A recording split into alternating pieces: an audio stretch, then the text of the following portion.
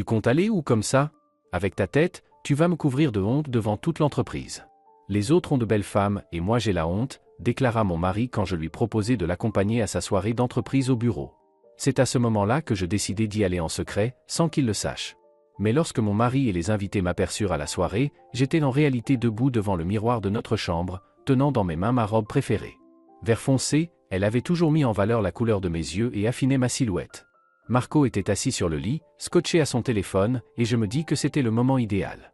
Marco, demain c'est la soirée de ta boîte. J'avais pensé mettre cette robe. Qu'est-ce que tu en dis? Demandai-je en me tournant vers lui, la robe plaquée contre moi. Il leva les yeux de l'écran et son regard glissa sur moi avec une expression de dégoût, comme s'il venait de voir quelque chose de répugnant. Ses sourcils se froncèrent, ses lèvres se tordirent en un rictus méprisant. Tu comptes aller où comme ça?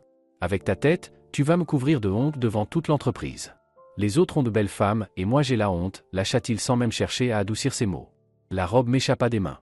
J'eus l'impression que quelque chose venait de se briser en moi, comme une corde tendue qui cède soudain.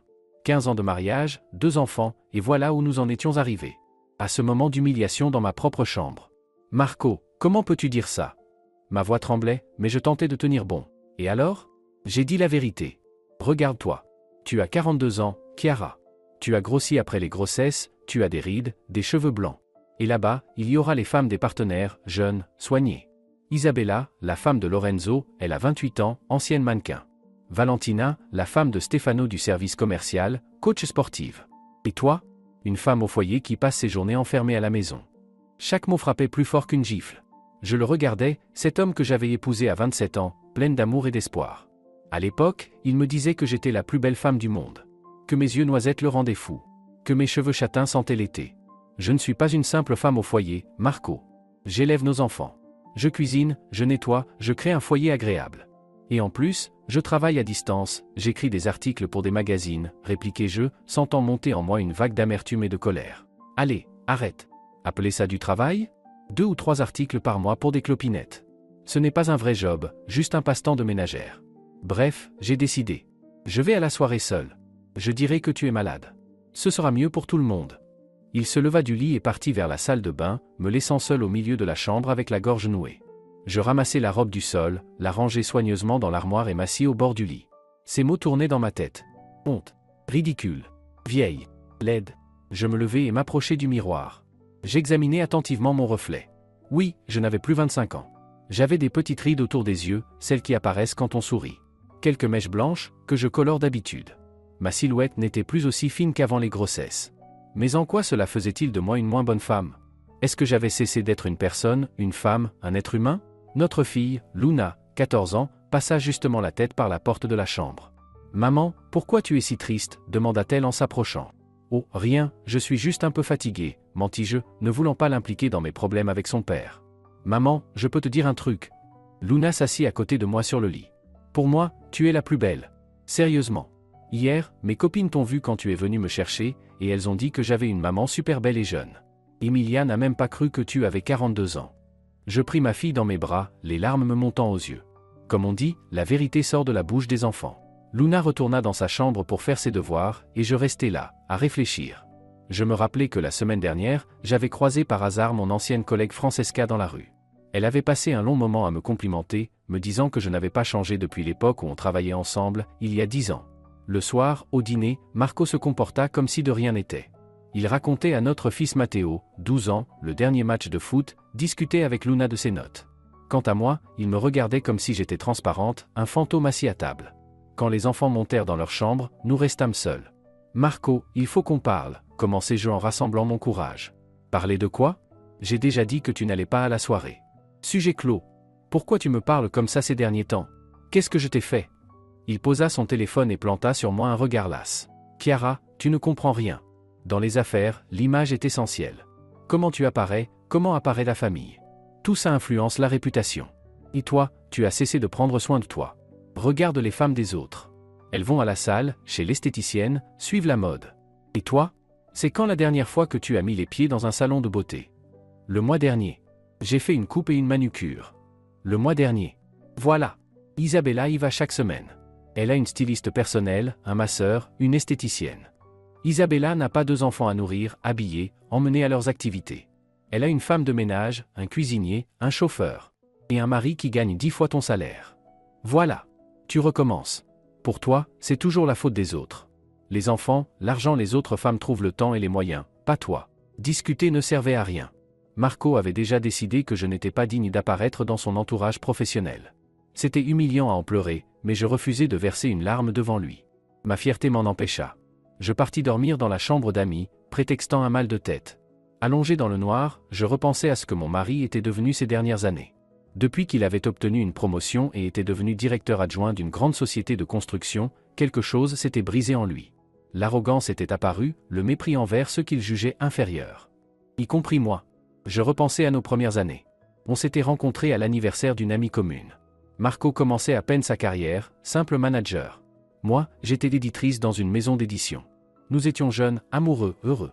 On louait un petit studio en banlieue de Milan, on comptait chaque euro, mais on était heureux. Il m'offrait des fleurs des champs qu'il cueillait en rentrant du boulot. Il m'écrivait des petits mots drôles et les glissait dans mon sac pour que je les découvre au travail et que je souris. On pouvait passer des heures à se promener dans le parc, main dans la main, à rêver de notre avenir. Une maison, des enfants, des voyages. Puis Luna est née. La grossesse fut difficile et j'ai mis du temps à récupérer. J'ai dû quitter mon travail pour m'occuper d'elle. Marco me soutenait alors, me disait que je faisais du bon boulot. 2 ans plus tard, Matteo est arrivé. Encore un accouchement compliqué, encore une longue convalescence. À ce moment-là, Marco avait déjà bien progressé dans sa carrière. Chef de service, puis directeur adjoint du développement. À chaque promotion, il s'éloignait un peu plus de moi. Les costumes hors de prix, les montres, la grosse voiture sont arrivés. Et de nouveau, amis. Ou plutôt, des relations utiles. Des hommes d'affaires prospères avec de jeunes épouses superbes. J'ai essayé de suivre le rythme. De prendre soin de moi, autant que je le pouvais. Mais avec 2 enfants, la maison et toutes les tâches du quotidien, ce n'était pas simple. Et Marco refusait d'embaucher une aide. Il disait que c'était de l'argent gaspillé, que j'étais à la maison de toute façon, donc que je pouvais tout gérer. Le lendemain matin, un jeudi, j'ai conduit les enfants à l'école avant de m'installer devant mon ordinateur. Il fallait que je termine un article sur les tendances actuelles du design d'intérieur. Mais mes pensées revenaient sans cesse à la conversation de la veille. Et à cette soirée d'entreprise prévue pour vendredi soir. Et soudain, j'eus une révélation. Et si j'allais quand même à cette soirée d'entreprise? Mais pas en tant que femme de Marco Wolfer, simplement comme invitée. Incognito. Je verrai ses belles épouses, je verrai mon mari dans son élément. Et je lui prouverai que je ne suis pas une honte, mais une femme qui peut être aussi élégante que les autres. Un plan commença à se dessiner dans ma tête. Premièrement, il fallait que je me refasse une beauté. Radicalement. Deuxièmement, trouver un moyen d'entrer à cette soirée. Troisièmement, inventer une histoire pour qu'on ne me reconnaisse pas immédiatement. J'appelais ma meilleure amie, Sylvia. On est amis depuis la fac, et elle m'a toujours soutenu. Sylvia, j'ai besoin de ton aide. Urgemment, lancai-je dès qu'elle décrocha. Chiara? Qu'est-ce qui se passe? Tu as l'air tout agité. Tu peux me voir aujourd'hui? J'ai besoin de ton conseil et de ton aide pour une chose. Bien sûr, passe à mon bureau, on discutera à midi. Sylvia était directrice artistique dans une agence de pub. Toujours stylée, sûre d'elle, elle était tout le contraire de moi ces dernières années. Pourtant, jamais elle ne m'avait jugé ni donné de leçons. Elle était simplement là, quand il le fallait. Je la rejoignis à son travail. Des bureaux modernes avec baies vitrées, meubles design, une ambiance créative qui contrastait cruellement avec mon petit univers domestique. Chiara, tu as minci, remarqua Sylvia en m'embrassant. Et ce regard décidé, qu'est-ce que tu mijotes? Je lui racontai tout. Les mots de Marco, la soirée, mon idée. Sylvia m'écouta en silence, sans m'interrompre. Quand je terminai, elle se renversa sur sa chaise, tapotant son stylo contre la table d'un air pensif.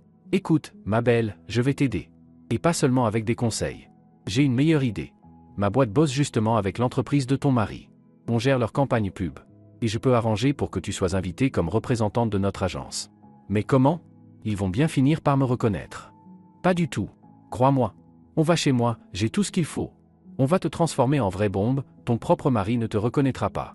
Et demain matin, on s'occupera de toi de façon professionnelle. Sylvia, je ne sais pas, c'est quand même mentir. Non, c'est une leçon. Ton mari doit comprendre ce qu'il perd. Et puis, pourquoi tu devrais rester à la maison quand tout le monde s'amuse? Tu as le droit d'être là où tu veux. On passa le reste de la journée chez elle. Elle sortit plusieurs robes de ses placards, persuadée qu'elle m'irait à merveille. On choisit un look, le maquillage, la coiffure. Sylvia appela même son coiffeur et me prit rendez-vous pour le lendemain matin. Dis, tu as des lentilles de contact, demanda-t-elle soudain. Non, pourquoi? On va changer la couleur de tes yeux. Tes noisettes sont superbes, mais on va tenter du gris ou du vert. Ça changera complètement ton visage. Le soir, je rentrai chez moi le moral au plus haut. Les enfants remarquèrent ma bonne humeur. Maman, t'es toute joyeuse ce soir, dit Matteo pendant le dîner. J'ai juste bien avancé sur mon article, répondis-je en souriant. Marco rentra tard, comme d'habitude ces derniers temps. Il mangea en silence et partit dans son bureau. Avant de se coucher, il passa dans la chambre. Chiara, demain c'est la soirée. Je pars direct du boulot, je rentrerai tard. Ne m'attends pas. D'accord, répondis-je calmement. Et n'appelle personne et ne pense même pas à venir. J'ai dit à tout le monde que tu étais malade. T'inquiète pas, je ne bougerai pas. Il hocha la tête, satisfait, et sortit. Moi, allongé dans le noir, je souriais. S'il savait seulement. Le vendredi matin démarra tôt. J'envoyai les enfants à l'école en les prévenant que je rentrerais tard, qu'ils devraient dîner seuls. Puis je partis au salon où Sylvia m'avait réservé une place. Le coiffeur, un jeune avec des cheveux teints couleur cendre, m'examina d'un œil critique. Alors cheveux châtains, bonne texture, mais coupe dépassée. On va faire un carré long moderne, ajouter des mèches, du volume. Ça vous va? J'acquiesçai. 3 heures plus tard, il me tourna vers le miroir. Je ne me reconnus pas tout de suite. Mes cheveux étaient plus clairs, brillants, avec de beaux reflets. La coupe rafraîchissait mon visage, me rajeunissait. Puis vint le maquillage. La maquilleuse, une amie de Sylvia, travailla sur moi pendant 1 heure. Le résultat était bluffant. Mes yeux paraissaient plus grands, mes pommettes plus nettes, mes lèvres plus pleines. Et maintenant, les lentilles, dit Sylvia en me tendant une boîte. Gris-vert, ça va donner un effet incroyable. Je n'en avais jamais porté, et au début ce fut étrange. Mais quand je me regardais dans le miroir, je restais bouche bée. C'était moi, et en même temps quelqu'un d'autre. La couleur des yeux changeait tout. La robe, maintenant, annonça Sylvia en sortant un étui. Une petite robe noire de créateur, cadeau reçu pour un projet. Trop grande pour elle, parfaite pour moi. La robe m'allait à la perfection. Ajustée mais élégante, longueur genou, un joli décolleté dans le dos. Avec des escarpins à talons hauts que je n'avais pas portés depuis au moins 5 ans, le look était à couper le souffle. Mon Dieu, Chiara, tu es sublime, s'exclama Sylvia. Ton mari est fou s'il ne voit pas la femme incroyable que tu es. Et s'il me reconnaît? Il ne te reconnaîtra pas. Tu es méconnaissable. Et puis, il ne s'attend pas à te voir là-bas. Psychologiquement, on ne remarque pas ce qu'on n'imagine pas. Mais reste loin de lui au début, mélange-toi aux invités, montre-toi. Après, on avisera. Sylvia me donna des cartes de visite de l'agence et inventa une histoire. Je serai Chiara Nicoletti, nouvelle account manager, arrivée de Venise il y a 1 semaine. Elle prévint même 2 de ses collègues qui seraient présents, Giulio et Roberta, pour qu'ils soutiennent mon rôle. Giulio est un as de l'impro, avec lui tu ne risques rien. À 18h, j'étais prête. Sylvia me conduisit au restaurant où se tenait la soirée. Un grand bâtiment au centre de Milan, intérieur luxueux, parking rempli de voitures hors de prix. Souviens-toi, tu es une femme d'affaires sûre d'elle. Tu n'as peur de rien et tu n'as rien à prouver à personne. Entre, profite. Et envoie-moi des nouvelles. Je pris une grande inspiration et sortis de la voiture. À l'entrée, le vigile vérifia la liste des invités. Le nom Nicoletti y figurait, Sylvia avait tout arrangé. L'hôtesse de vestiaire prit mon manteau et j'entrai dans la salle principale. La première chose qui frappa mes yeux fut le luxe.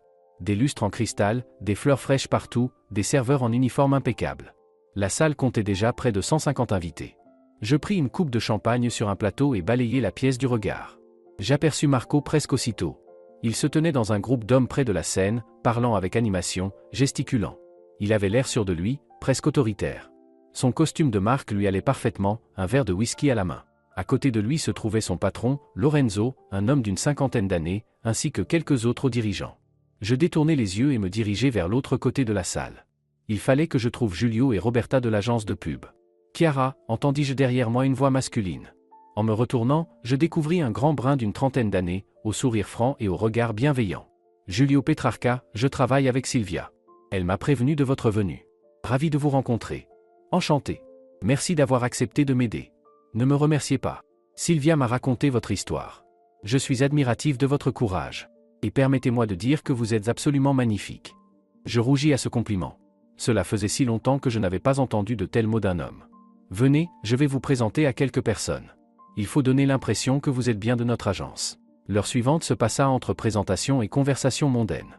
Giulio était un compagnon idéal, il savait parler de tout, relancer la discussion avec subtilité quand je me perdais. Nous abordâmes des campagnes publicitaires, des stratégies marketing, les dernières tendances du digital. Peu à peu, je me détendis, je pris confiance. Plusieurs hommes montrèrent clairement de l'intérêt pour moi, m'invitant à danser quand la musique démarra, m'offrant du champagne. Je déclinai poliment les danses, prétextant la fatigue d'un récent voyage depuis Venise, mais je continuai à discuter avec le sourire. Puis je sentis le regard de Marco posé sur moi. Debout au bar, il me détaillait ouvertement. Dans ses yeux brillait un mélange d'intérêt et d'admiration. Il ne m'avait pas reconnu. Mon propre mari me regardait comme une inconnue séduisante. Mon cœur s'accéléra. Je détournai la tête, feignant de ne pas remarquer. Mais quelques minutes plus tard, je sentis une présence derrière moi. « Bonsoir. Permettez-moi de me présenter, Marco Wolfer, directeur adjoint au développement. » Je me retournai lentement. Il était tout près, souriant de ce même sourire qui m'avait jadis fait craquer. Il tendait la main pour se présenter. « Chiara Nicoletti, agence de publicité Art Design », répondis-je, tâchant de garder une voix posée. « Enchanté. Je ne vous ai jamais vu à nos événements. Je viens d'arriver de Venise, je commence seulement à collaborer avec votre société. » Venise ? Une ville magnifique. J'y vais souvent pour affaires. Qu'est-ce qui vous a poussé à venir à Milan ? Les opportunités de carrière. On m'a proposé un projet intéressant, je ne pouvais pas refuser. Je comprends. Et vous logez où ? Vous avez déjà trouvé un appartement ? Les questions s'enchaînaient. Marco était visiblement captivé. Il me regardait comme il ne m'avait plus regardé depuis des années, avec admiration, avec ce désir de séduire. Pour l'instant, je loue un appartement en centre-ville, je cherche encore le bon quartier. Je pourrais vous recommander un excellent agent immobilier. Et si vous avez besoin d'aide pour vous installer à Milan, n'hésitez pas. Je serais ravi d'aider une belle femme. Une belle femme. Ces mots que je n'avais pas entendus de lui depuis si longtemps. Mais cette fois, il n'était pas destiné à moi, son épouse, mais à une inconnue. Merci, c'est très aimable de votre part. Vous êtes venu seul ? Ou avec votre famille ? Sa voix trahissait l'espoir d'entendre que j'étais seul. Seul ? Je ne suis pas marié. Ses yeux s'illuminèrent davantage. Il se rapprocha, baissant le ton. Dans ce cas, peut-être accepteriez-vous de dîner avec moi un soir ? Je pourrais vous faire découvrir de bons restaurants, vous parler de la ville. J'eus envie d'éclater de rire. Mon mari, celui qui m'avait traité de honte, m'invitait maintenant à un rendez-vous. Mais je me contins. C'est très gentil, mais je préfère éviter de mélanger travail et vie privée. C'est sage. Mais l'invitation tient toujours. Voici ma carte, dit-il en sortant une carte de visite. C'est mon numéro personnel. Appelez si vous changez d'avis.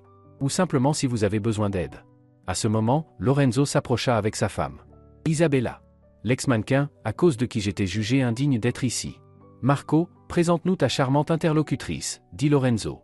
Chiara Nicoletti, notre nouvelle partenaire de l'agence Art Design.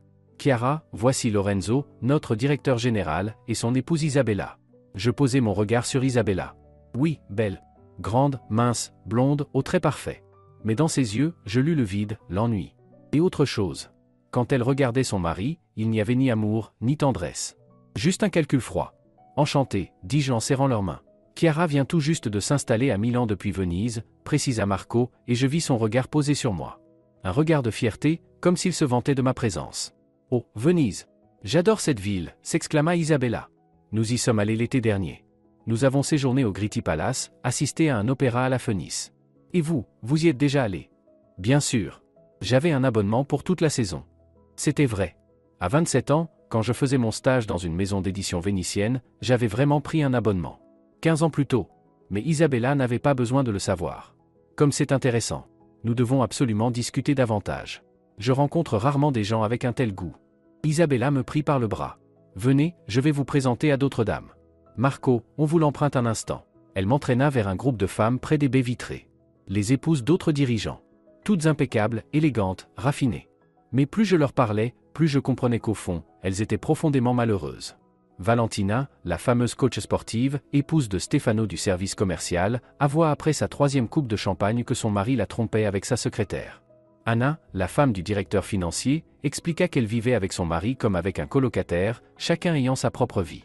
Isabella, entre deux phrases, mentionna que Lorenzo entretenait une maîtresse à qui il avait offert un appartement dans une résidence de luxe. « Et vous, vous avez quelqu'un à Venise ?» demanda Valentina. « J'avais.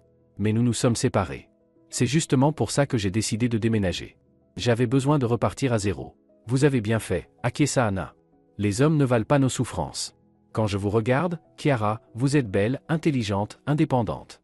Pourquoi auriez-vous besoin d'un homme ? Pour fonder une famille, avoir des enfants, répondis-je prudemment. Des enfants ? Vous plaisantez, s'exclama Isabella. C'est la fin de la carrière, la fin du corps, la fin de la vie privée. J'ai dit à Lorenzo dès le début, pas d'enfant. S'il veut un héritier, qu'il trouve une mère porteuse. J'étais choqué par une telle franchise. Ces femmes que mon mari me citait en exemple étaient en réalité profondément malheureuses, prisonnières de cages dorées. Mais Marco Wolfer est libre, lança soudain Valentina en désignant mon mari du menton. Il est marié, oui, mais c'est juste une formalité. Il a honte de sa femme, il ne l'emmène jamais nulle part. Il dit qu'elle est devenue une poule pondeuse, qu'elle a grossi après les grossesses, qu'elle ne s'intéresse qu'aux séries télé et à la cuisine. Je sentis le sang me monter au visage. Voilà donc ce qu'il racontait à mon sujet. Et ça fait longtemps qu'ils sont mariés, demandai-je d'un ton que je voulais détacher. 15 ans, à peu près. 2 enfants. Mais ça fait longtemps qu'il veut divorcer, il reste seulement à cause des gosses. D'ailleurs, j'ai entendu dire qu'il avait une maîtresse. Une petite jeune de la compta, ajouta Anna. Une maîtresse? Marco? Ce fut comme un coup de poing dans l'estomac. J'essayais de garder un visage impassible, mais à l'intérieur, tout brûlait. Allons, arrêtez de bavarder, intervint Isabella. Chiara, ne les écoutez pas. Marco est un homme correct. Et si jamais il a quelqu'un, c'est par désespoir. Sa femme ne prend plus aucun soin d'elle. Je l'ai vue une fois, quand elle venait chercher ses enfants à l'école. Un désastre. Dans un vieux jean distendu, une veste passée de mode, pas maquillée. Et c'est censé être la femme d'un cadre dirigeant. Je me souvenais parfaitement de ce jour-là. Matteo était tombé malade, avec de la fièvre en plein cours. J'avais accouru à l'école dans la première tenue venue, sans penser une seconde que quelqu'un me jugerait. Peut-être qu'elle avait ses raisons d'être comme ça ce jour-là, dis-je doucement. Quelle raison? La paresse et le laisser-aller. Son mari gagne très bien sa vie, elle pourrait au moins s'occuper d'elle. Mais non, elle passe ses journées à la maison à ne rien faire de concret. Je serrai ma coupe si fort que mes phalanges blanchirent. Ces femmes qui ne me connaissaient pas avaient déjà rendu leur verdict, sur la base des paroles de mon mari et d'un seul épisode malheureux. Vous savez, je pense qu'il ne faut pas juger une personne sans connaître toute son histoire, déclarai-je fermement. Oh, vous êtes trop gentille, sourit Isabella. Mais dans notre milieu, il n'y a pas de place pour la pitié. Soit tu es à la hauteur, soit tu cèdes ta place. À ce moment-là, on annonça le début de la partie officielle. Tout le monde prit place autour des tables. Je cherchai mon nom et découvris que j'étais assise à la même table que Marco. Il y était déjà et, en m'apercevant, son visage s'illumina. « Quel agréable hasard », dit-il en me tirant une chaise. « Oui, très agréable », répondis-je en m'installant. À notre table se trouvaient aussi Julio et Roberta de l'agence, le chef du marketing avec sa femme et quelques autres personnes. Les discours commencèrent, suivis des félicitations et des toasts. Marco ne cessait de chercher à engager la conversation avec moi, se penchait pour commenter un mot, me servait du vin, m'entourait d'attention comme si j'étais une reine. « Et votre épouse, elle n'a pas pu venir ?» demandai-je soudain entre 2 toasts. Il se crispa, puis fit un geste vague de la main. « Elle n'aime pas ce genre de soirée. Elle préfère rester à la maison. Ou peut-être que vous ne l'avez pas invitée. Pourquoi faire? Elle s'ennuierait ici. Elle ne comprend rien aux affaires, elle ne sait pas tenir une conversation mondaine. » Et puis, il baissa la voix, « Ça fait longtemps que nous vivons comme des étrangers. Seuls les enfants nous retiennent encore ensemble. Mais vous n'êtes pas divorcés. Pas encore. Les enfants sont petits, je ne veux pas les perturber. Mais dès qu'ils seront grands, je divorcerai. J'ai besoin d'une femme à mon niveau. Belle, intelligente, qui comprenne mon monde. Une femme comme il plongea son regard dans le mien, comme vous, Chiara. Je faillis m'étouffer avec mon vin. Mon mari, assis à côté de moi, affirmait que je n'étais pas à sa hauteur. Et dans la même phrase, il me déclarait son attirance, sans savoir que j'étais celle-là même qu'il rejetait. Vous ne me connaissez pas du tout, observai-je. Mais j'aimerais vous connaître. Vous dégagez quelque chose d'exceptionnel. Vous paraissez brillante, confiante. Et en même temps, tellement féminine, élégante. Votre futur mari aura une chance inouïe. Futur mari.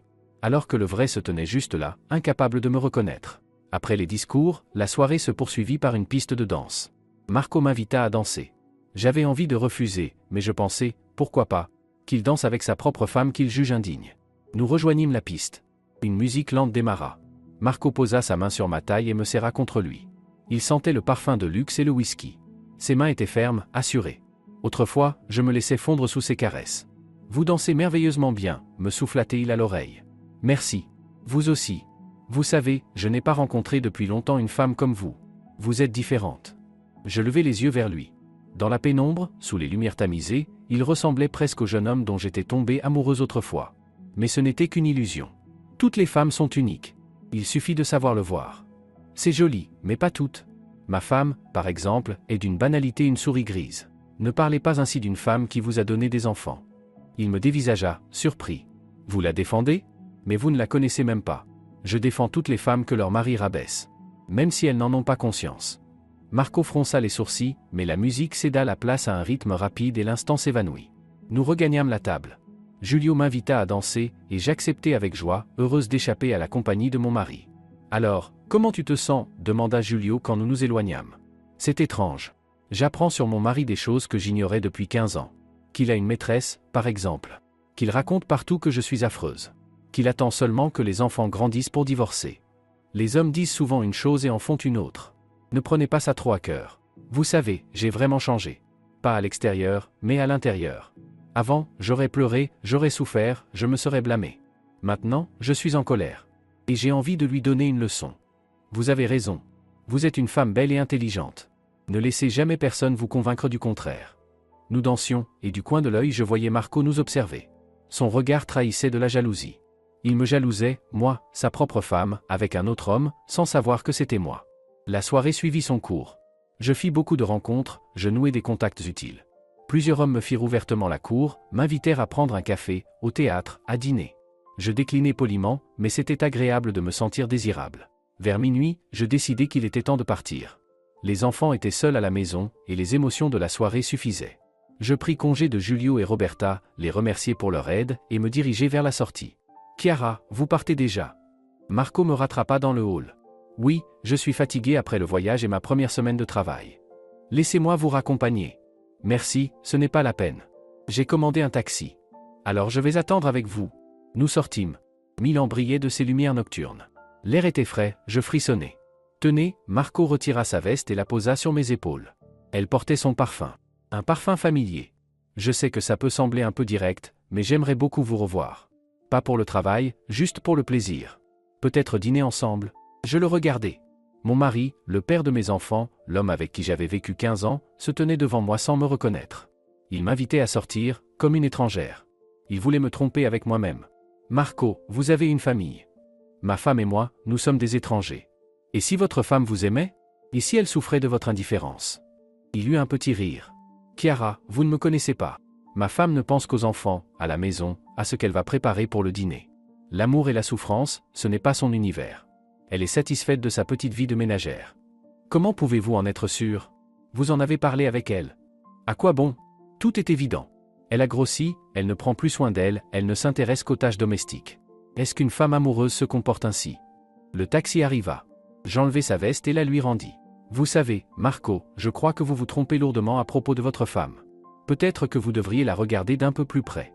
Merci pour la soirée. » Je montai dans la voiture sans me retourner. Je donnai l'adresse de Sylvia au chauffeur, il fallait que je me change et enlève mes lentilles avant de rentrer. Dans le rétroviseur, je vis Marco debout sur le trottoir, fixant le taxi qui s'éloignait. Chez Sylvia, j'effaçai rapidement mon maquillage, remis mes vêtements habituels. Mon ami attendait les détails, mais j'étais trop bouleversé pour parler. « Demain, je te raconterai tout. J'ai besoin de réfléchir. »« Bien sûr. Mais tu as bien fait d'y aller. Maintenant, tu connais la vérité. » La vérité. Oui, je connaissais désormais la vérité sur mon mari, sur ce qu'il pensait de moi, sur ce qu'il racontait aux autres. Et cette vérité était amère. À la maison, tout était calme. Les enfants dormaient. Je passais dans leur chambre pour remonter leur couverture. Mes chers, mes adorés. Pour eux, j'avais tant supporté, tant pardonné. La chambre conjugale était vide. Marco n'était pas encore rentré. J'enfilai mon pyjama et me couchai. Mais le sommeil ne venait pas. Les événements de la soirée tournaient dans ma tête, ses mots, ses regards, mes découvertes. Marco rentra vers 2 heures du matin. Il se déplaçait avec précaution pour ne pas faire de bruit. Passa dans la salle de bain, puis se glissa à mes côtés. Il sentait l'alcool et un parfum féminin. Pas le mien. « Tu ne dors pas ?» demanda-t-il dans le noir. « Tu m'as réveillé. Comment était la soirée ? » « Bien. Mais ennuyeuse sans toi, mentit-il avec une aisance effrayante. « Vraiment ? » ?»« Bien sûr. Tout le monde demandait où était ma femme. J'ai dû dire que tu étais malade. Encore un mensonge. Personne n'avait demandé, car tout le monde savait, Marco Wolfer avait honte de sa femme. « Marco, est-ce que tu m'aimes ?» Il se figea, puis se tourna vers moi. « Quelle drôle de question. On est mariés depuis 15 ans, on a 2 enfants. Bien sûr que je t'aime. » « Non, je suis sérieuse. Est-ce que tu m'aimes comme une femme? Ou est-ce que tu t'es juste habitué, tu me tolères? »« Chiara, pourquoi tu poses ce genre de questions en pleine nuit? Tu t'imagines des trucs? Dors, on est samedi demain, on pourra se reposer. » Il me tourna le dos et, quelques minutes plus tard, s'endormit. Moi, je restais là, les yeux fixés au plafond. Dans ma poitrine, c'était le vide, le froid. Comme si quelque chose était mort. Sans doute ma dernière illusion qu'il restait encore quelque chose à sauver. Le samedi matin commença comme toujours. Marco se leva tard, prit son petit déjeuner et partit à la salle de sport. Il ne reviendrait que le soir, après le sauna avec ses amis. Les enfants s'éparpillèrent à Luna à la danse, Matteo au foot. Je restai seul. Je m'assis devant l'ordinateur, ouvris un nouveau document. Et je me mis à écrire. Pas un article pour un magazine. Une lettre. À moi-même. Sur ce que je ressentais, ce que je voulais, comment j'imaginais ma vie future. J'écrivis longtemps, sérieusement.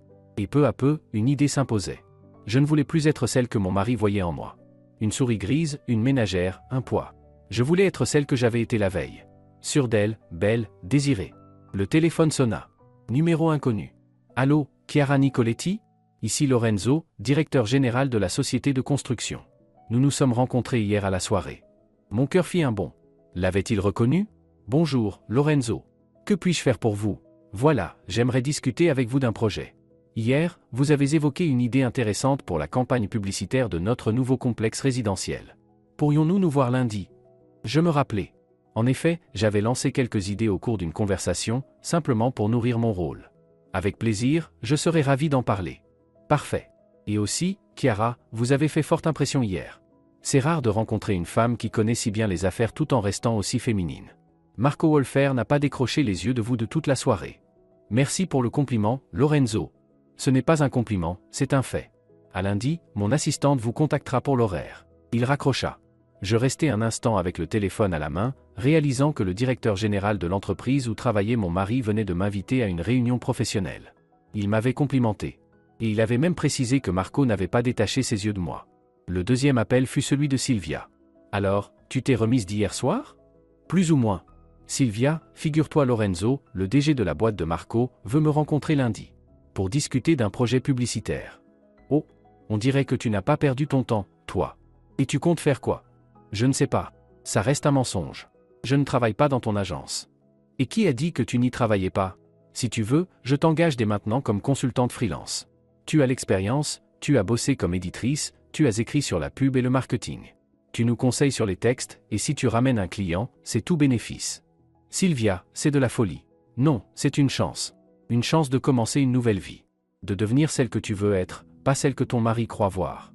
Elle avait raison. C'était une chance. Folle, risquée, mais une chance. D'accord, j'accepte. Mais si ça tourne mal? Ça ne tournera pas mal. J'ai confiance en toi. Écoute, viens lundi matin au bureau. Je te présente à l'équipe, je te donne les dossiers pour que tu sois au point. Et on t'arrange une garde-robe pour tes rendez-vous pro. Le reste du week-end passa dans une excitation étrange. Je me préparais pour lundi, je lisais des ouvrages spécialisés, je révisais mes connaissances en marketing et publicité. Marco ne remarquait rien, absorbé par ses affaires. Dimanche soir, au dîner en famille, il lâcha soudain. Au fait, il va y avoir du changement dans ma boîte. Nouvelle campagne pub, rebranding. Lorenzo veut passer à la vitesse supérieure. Intéressant, répondis-je en servant de la salade. Oui, et tu sais quoi? Hier, à la soirée, il y avait une femme de l'agence de pub. Impressionnante. Intelligente, belle, avec des idées brillantes. Lorenzo est sous le charme. Ah oui? Je feignis l'indifférence. Oui. Elle s'appelle Chiara. Elle vient de Venise. Je pense qu'elle ira loin dans le business. Et elle est mariée? Demanda soudain Matteo. Mariée, répéta Marco. Non, elle est libre. Puis il se reprit. Pourquoi tu demandes ça? Parce que tu en parles avec des étoiles dans les yeux. Luna regarda son père, puis moi. Elle avait toujours été perspicace. Papa, pourquoi maman n'était pas à la soirée? Demanda-t-elle. Parce qu'elle était malade, répondit Marco aussitôt. Je n'étais pas malade, dis-je calmement. Papa a juste décidé que ça ne m'intéresserait pas. Pourquoi ça ne t'intéresserait pas? S'étonna Matteo. Il devait y avoir de la musique, de la bonne nourriture. C'est un événement pour les employés et partenaires, expliqua Marco. Maman s'y serait ennuyée. Mais Chiara, elle, ne s'est pas ennuyée, insista Luna. Elle travaille dans la pub, c'est son métier. Maman travaille aussi. Elle écrit des articles. Ce n'est pas pareil, trancha Marco. Les enfants échangèrent un regard, puis se turent. La fin du repas se déroula dans un silence tendu. Cette nuit-là, je ne pus pas dormir. Demain commençait un nouveau chapitre de ma vie. Un chapitre où je ne serai plus l'épouse de Marco Wolfer, mais Chiara Nicoletti, consultante en publicité. Peur? Terriblement. Mais aussi une excitation brûlante. Lundi matin. Marco partit tôt, comme toujours. Les enfants à l'école. Je me préparai et filai chez Sylvia. Elle m'accueillit avec enthousiasme, me présenta à ses collègues comme leur nouvelle consultante éditoriale. Personne ne sembla surpris, elle avait déjà mis tout le monde au courant. Voici ton bureau provisoire, me montra-t-elle un petit espace avec un ordinateur et des dossiers. Tu as tout ce qu'il faut. L'art directeur viendra te montrer les projets faits pour la société de construction. Prépare-toi pour la rencontre avec Lorenzo. Pendant 2 heures, je plongeai dans les documents, pris des notes, élaborai des propositions. Des idées fusaient, de plus en plus claires, de plus en plus inspirées. Je me sentais revivre après un long sommeil. À 13 heures, le secrétaire de Lorenzo m'appela, une voiture viendrait me chercher dans une demi-heure. Le rendez-vous aurait lieu dans un restaurant, pas au bureau. Un resto, c'est bon signe, commenta Sylvia. Ça veut dire qu'il est sérieux. Mais la robe noire Armani, elle est pro mais élégante. Et les escarpins à talons moyens, pour être à l'aise. Je me changeai, refis mon maquillage. Dans le miroir se reflétait une femme d'affaires assurée. Plus une ménagère, plus une ombre. La nouvelle Chiara. La voiture arriva pile à l'heure. Une Mercedes noire avec chauffeur. Au restaurant, Lorenzo m'attendait déjà dans un salon privé. Chiara, ravi de vous voir. Installez-vous. Nous commandâmes un déjeuner léger et attaquâmes le sujet. Je lui exposai mes idées pour la campagne du nouveau complexe résidentiel. Un concept, une maison où vit le bonheur, centrée sur la famille, le confort, la sécurité.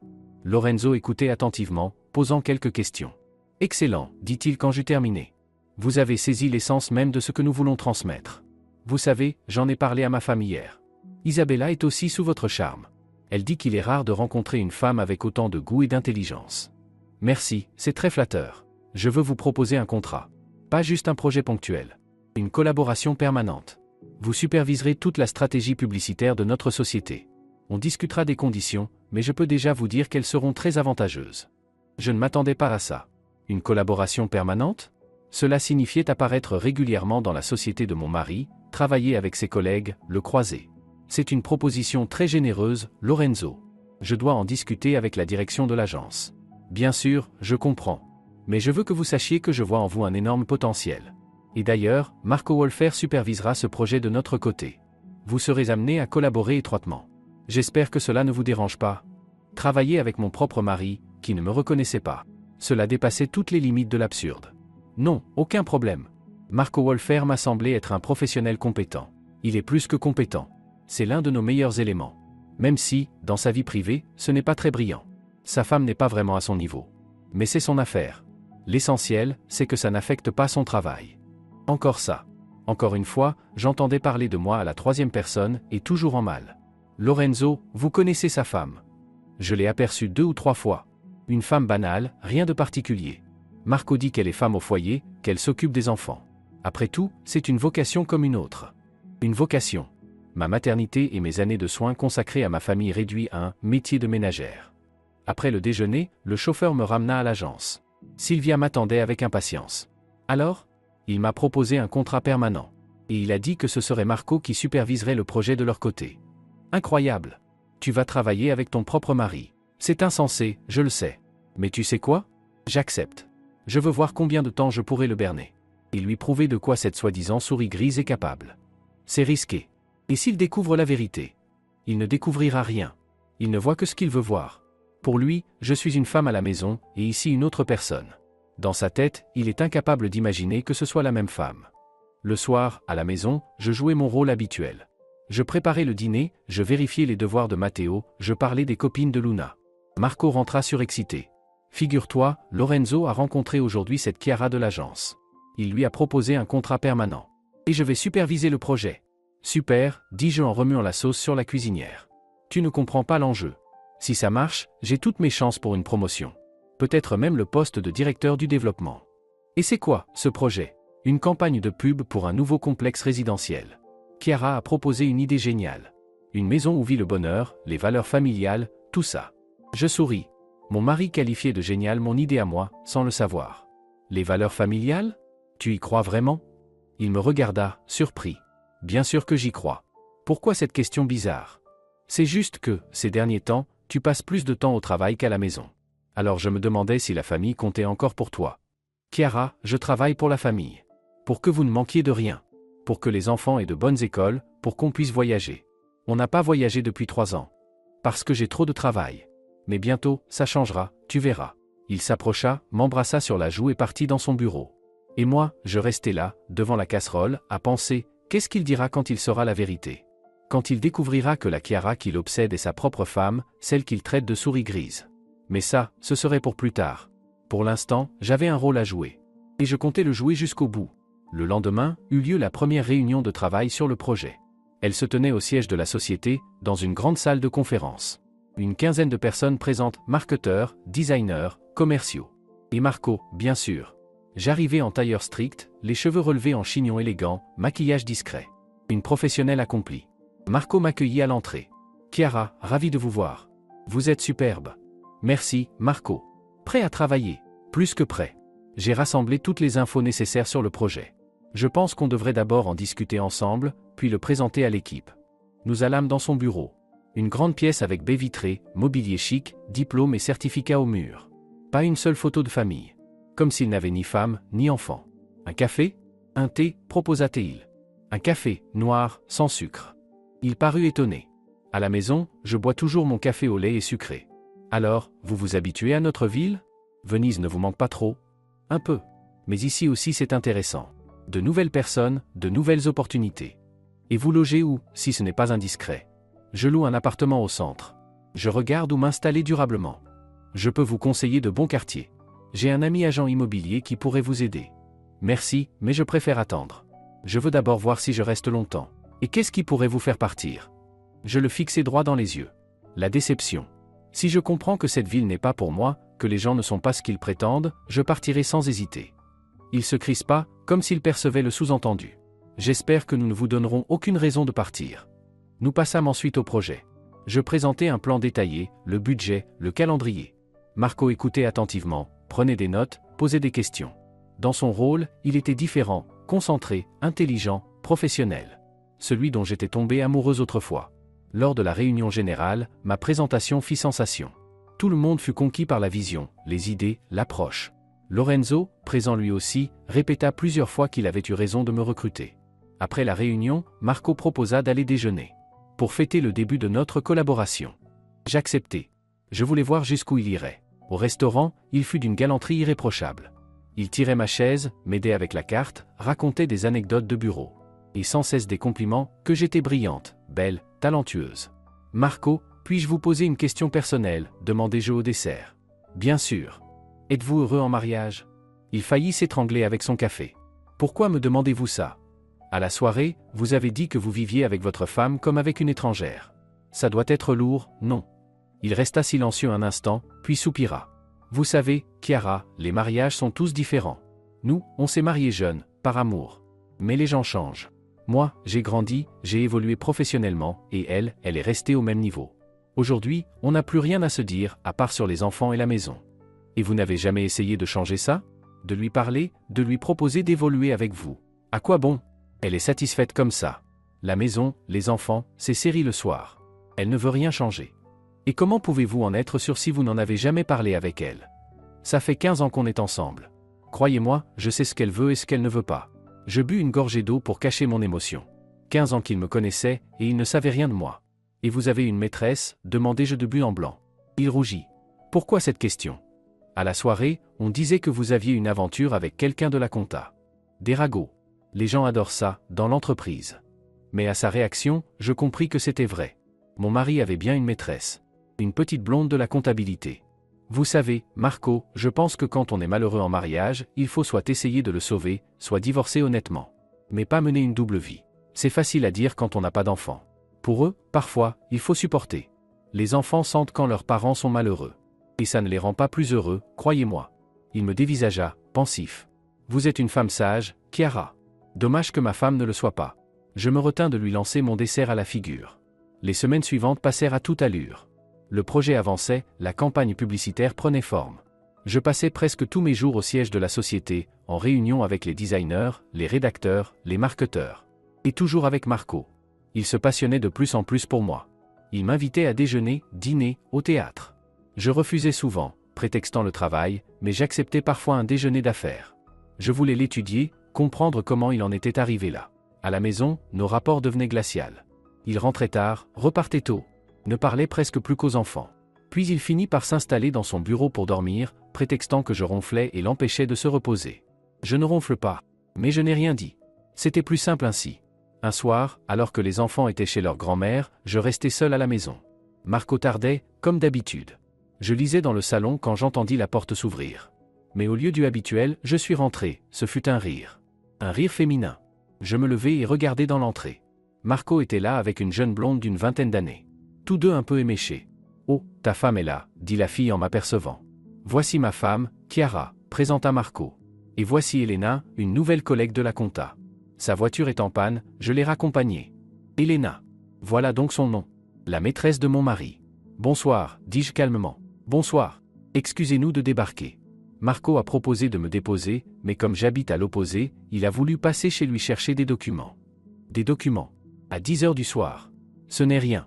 Vous voulez une tasse de thé? Non, merci. Je vais y aller. Je prendrai un taxi. Je m'en occupe, dit Marco en sortant son téléphone. Pendant qu'il commandait, Elena me fixait. Dans son regard, il y avait de la curiosité et un mépris léger. Voilà donc la femme dont Marco parlait. L'épouse vieillie, sans charme, la mère poule. Quand elle partit, Marco alla directement à la cuisine. Y a quelque chose à manger. Des boulettes au frigo. Tu peux les réchauffer. Tu ne pouvais pas les réchauffer toi-même? J'aurais pu. Mais je ne vais pas te servir après que tu as ramené ta maîtresse à la maison. Il sursauta. Quelle maîtresse? Elena est juste une collègue. Marco, ne me prends pas pour une idiote. Je vois et je comprends très bien. Qu'est-ce que tu comprends, au juste? Tu passes tes journées enfermées, tu ignores tout de la vraie vie, et tu joues la victime. Je ne joue pas la victime. Je constate un fait, mon mari a une maîtresse. Et alors? Même si c'était vrai, qu'est-ce que ça change? Nous ne vivons plus comme mari et femme depuis longtemps.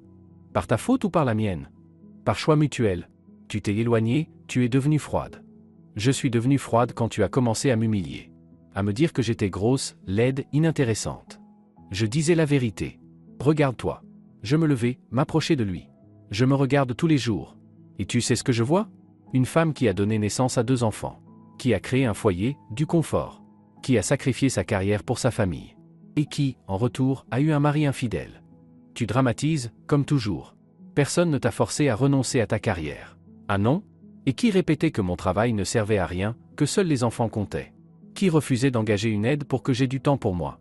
Arrête de déformer. Tu voulais toi-même rester avec les enfants. Inutile de discuter. Dans sa tête, il avait réécrit l'histoire à sa convenance. Tu sais quoi, Marco? Fais ce que tu veux. Sors avec qui tu veux. Mais ne les ramène pas dans notre maison. C'est ma maison aussi, et je ne vais pas céder à tes caprices. Très bien, dit-il en haussant les épaules. De toute façon, je ne suis presque jamais là. Il repartit dans son bureau. Je restais seul dans la cuisine. À l'intérieur, c'était le vide. Ni douleur, ni colère. Juste de la fatigue. Le lendemain, au travail, oui, je pensais déjà à l'agence comme à mon vrai travail. Sylvia remarqua mon état. Qu'est-ce qui se passe? Je lui racontai ma soirée de la veille. Quel salaud! Amener sa maîtresse chez lui. Chiara, tu ne peux plus supporter ça. Divorce. Pas maintenant. Les enfants. Ce serait trop dur pour eux. Et pour toi, ce n'est pas dur. Pour moi si. Mais je m'y suis habitué. Et puis, maintenant j'ai du travail. Ça me change les idées. En parlant de travail, Lorenzo est enchanté des résultats intermédiaires. Il dit que tu es un génie du marketing. Il veut te proposer le poste de directrice marketing dans leur société. Quoi? Mais je travaille déjà à l'agence. Officiellement, oui. Mais en réalité tu es freelance. Tu peux travailler où tu veux. Et réfléchis, directrice marketing d'un grand groupe immobilier. C'est un bond de carrière énorme. Et le salaire qui va avec. Directrice marketing dans l'entreprise où mon mari est directeur adjoint du développement. Cela voudrait dire que nous serions presque au même niveau. Je me demandais bien comment il le prendrait. Il faut que j'y réfléchisse. Réfléchis, mais pas trop longtemps. Des offres comme celle-là, ça ne se présente pas 2 fois. 2 jours plus tard, Lorenzo m'invita à une rencontre. Cette fois, dans son bureau. Chiara, je vais être direct. Nous avons besoin de vous. Pas comme consultante externe, mais comme membre de l'équipe. Je vous propose le poste de directrice marketing. Le salaire, il annonça un chiffre qui me coupa le souffle. 3 fois celui de Marco. C'est une offre très généreuse, Lorenzo. Vous la méritez. En 1 mois, vous avez fait plus que notre ancien responsable marketing en 1 an. Les ventes augmentent déjà, alors que la campagne n'est même pas encore lancée. Et Marco Wolfer? Nous travaillons ensemble sur ce projet. Marco sera ravi. Il vous admire. Hier encore, il n'arrêtait pas de répéter à quel point vous êtes talentueuse. Ironie du sort. Mon mari m'admirait sans savoir que c'était moi. Puis-je réfléchir jusqu'à lundi? Bien sûr. Mais j'espère un oui. Le soir, en préparant le dîner, j'y pensais. Si j'acceptais, je travaillerais dans la même société que Marco. Le voir tous les jours, échanger avec lui. Pour l'instant, il ne m'avait pas reconnu, mais tôt ou tard, ça arriverait. Et alors? Maman, à quoi tu penses? Demanda Luna en m'enlaçant par derrière. Au travail, ma chérie. Tu as un nouveau contrat d'article. Un peu ça. Tu sais, maman, ces derniers temps, tu es différente. Plus sûre de toi, je crois. Et plus belle. Enfin, tu as toujours été belle, mais là tu rayonnes. Merci, mon ange. C'est sûrement le printemps. Maman, je peux te poser une question? Tu aimes papa? La question me prit de court. Pourquoi tu demandes ça? Vous ne vous parlez presque plus. Papa est toujours au travail ou dans son bureau. Même le soir, vous ne dînez pas ensemble après qu'on ait couché avec Matteo. Ma fille observait mieux que je ne le croyais. Luna, les relations d'adultes sont compliquées. Parfois, les gens s'éloignent. Vous allez divorcer. Je ne sais pas, ma chérie. On verra avec le temps. Elle me serra plus fort. Si jamais, je reste avec toi. Tu es la meilleure maman du monde. Les larmes me montèrent aux yeux. Je me retournai pour l'étreindre. Merci, mon amour. Tu es aussi la meilleure. Le week-end, Marco partit pêcher avec ses amis. Moi, je décidai de me faire une journée beauté. Salon, shopping, ciné avec les enfants. Luna m'aida à choisir des vêtements, elle a beaucoup de goût. Maman, prends cette robe. Elle te va super bien. La robe était splendide. Rouge foncé, élégante, mettant ma silhouette en valeur. C'est trop jeune pour moi. Mais non, maman. Tu n'as pas 70 ans. Tu es une belle femme en pleine force de l'âge. Je l'achetai. Et d'autres vêtements encore. Une nouvelle garde-robe pour une nouvelle vie. Lundi matin, j'appelai Lorenzo. J'accepte. Parfait. Quand pouvez-vous commencer? Dès demain. Alors demain. Je convoquerai une réunion et je vous présenterai officiellement. Et Chiara, bienvenue dans l'équipe. Le soir, au dîner, j'annonçai la nouvelle. J'ai une nouvelle. J'ai reçu une proposition de travail. Marco leva les yeux de son assiette. Un travail? Quel travail? Directrice marketing dans une grande société immobilière. Il éclata de rire. Chiara, tu plaisantes? Directrice marketing? Mais tu es une femme au foyer. Je suis éditrice avec 15 ans d'expérience. Et ce dernier mois, j'ai dirigé avec succès un gros projet publicitaire. Quel projet? Où ça? À l'agence Art Design. J'y étais consultante. Toi? Chez Art Design? Ne me fais pas rire. Je connais tout leur personnel. Pas tout le monde, visiblement. Maman, c'est génial, s'écria Matteo. Tu vas être une big boss. Merci, mon fils. Et dans quelle société, ce poste magique? Demanda Marco avec ironie. Je fis une pause, savourant l'instant. Dans la tienne. Enfin, dans l'entreprise où tu travailles. La fourchette tomba de ses mains. Quoi? C'est une blague? Aucune blague. Lorenzo m'a personnellement proposé ce poste. Demain, c'est mon premier jour. Mais c'est impossible. Je serai au courant s'il cherchait un directeur marketing. Et puis, Lorenzo ne te connaît même pas. Évidemment que si. Sinon, il ne m'aurait pas proposé le poste. Marco bondit de sa chaise. C'est un malentendu. J'éclaircirai ça demain. Éclaire, je t'en prie, répondis-je calmement. Moi, je vais préparer ma tenue pour demain. Il faut faire bonne impression le premier jour. Cette nuit-là, Marco ne dormit pas. J'entendais ses pas dans le bureau, ses appels passer à droite et à gauche. Il cherchait sûrement à comprendre ce qui se passait. Mais un dimanche soir, personne ne répondait. Le matin, je me levai tôt. Tenue stricte, maquillage impeccable, coiffure parfaite. Chiara Nicoletti, directrice marketing. Marco m'arrêta dans l'entrée. Chiara, c'est une erreur. Tu ne peux pas travailler dans notre entreprise. Pourquoi? Parce que tu es ma femme. Ce n'est pas éthique. Pas éthique d'avoir une maîtresse à la compta. Mais travailler dans la même société que sa femme, c'est tout à fait normal. Ou bien tu as honte de moi? Je sais juste inattendu. La vie est pleine de surprises, chérie. À plus tard, au bureau. Je sortis, le laissant planté dans l'entrée, bouche bée. Au siège de la société, on m'accueillit comme une invitée d'honneur. La secrétaire me conduisit à mon bureau, vaste, lumineux, avec vue sur la ville.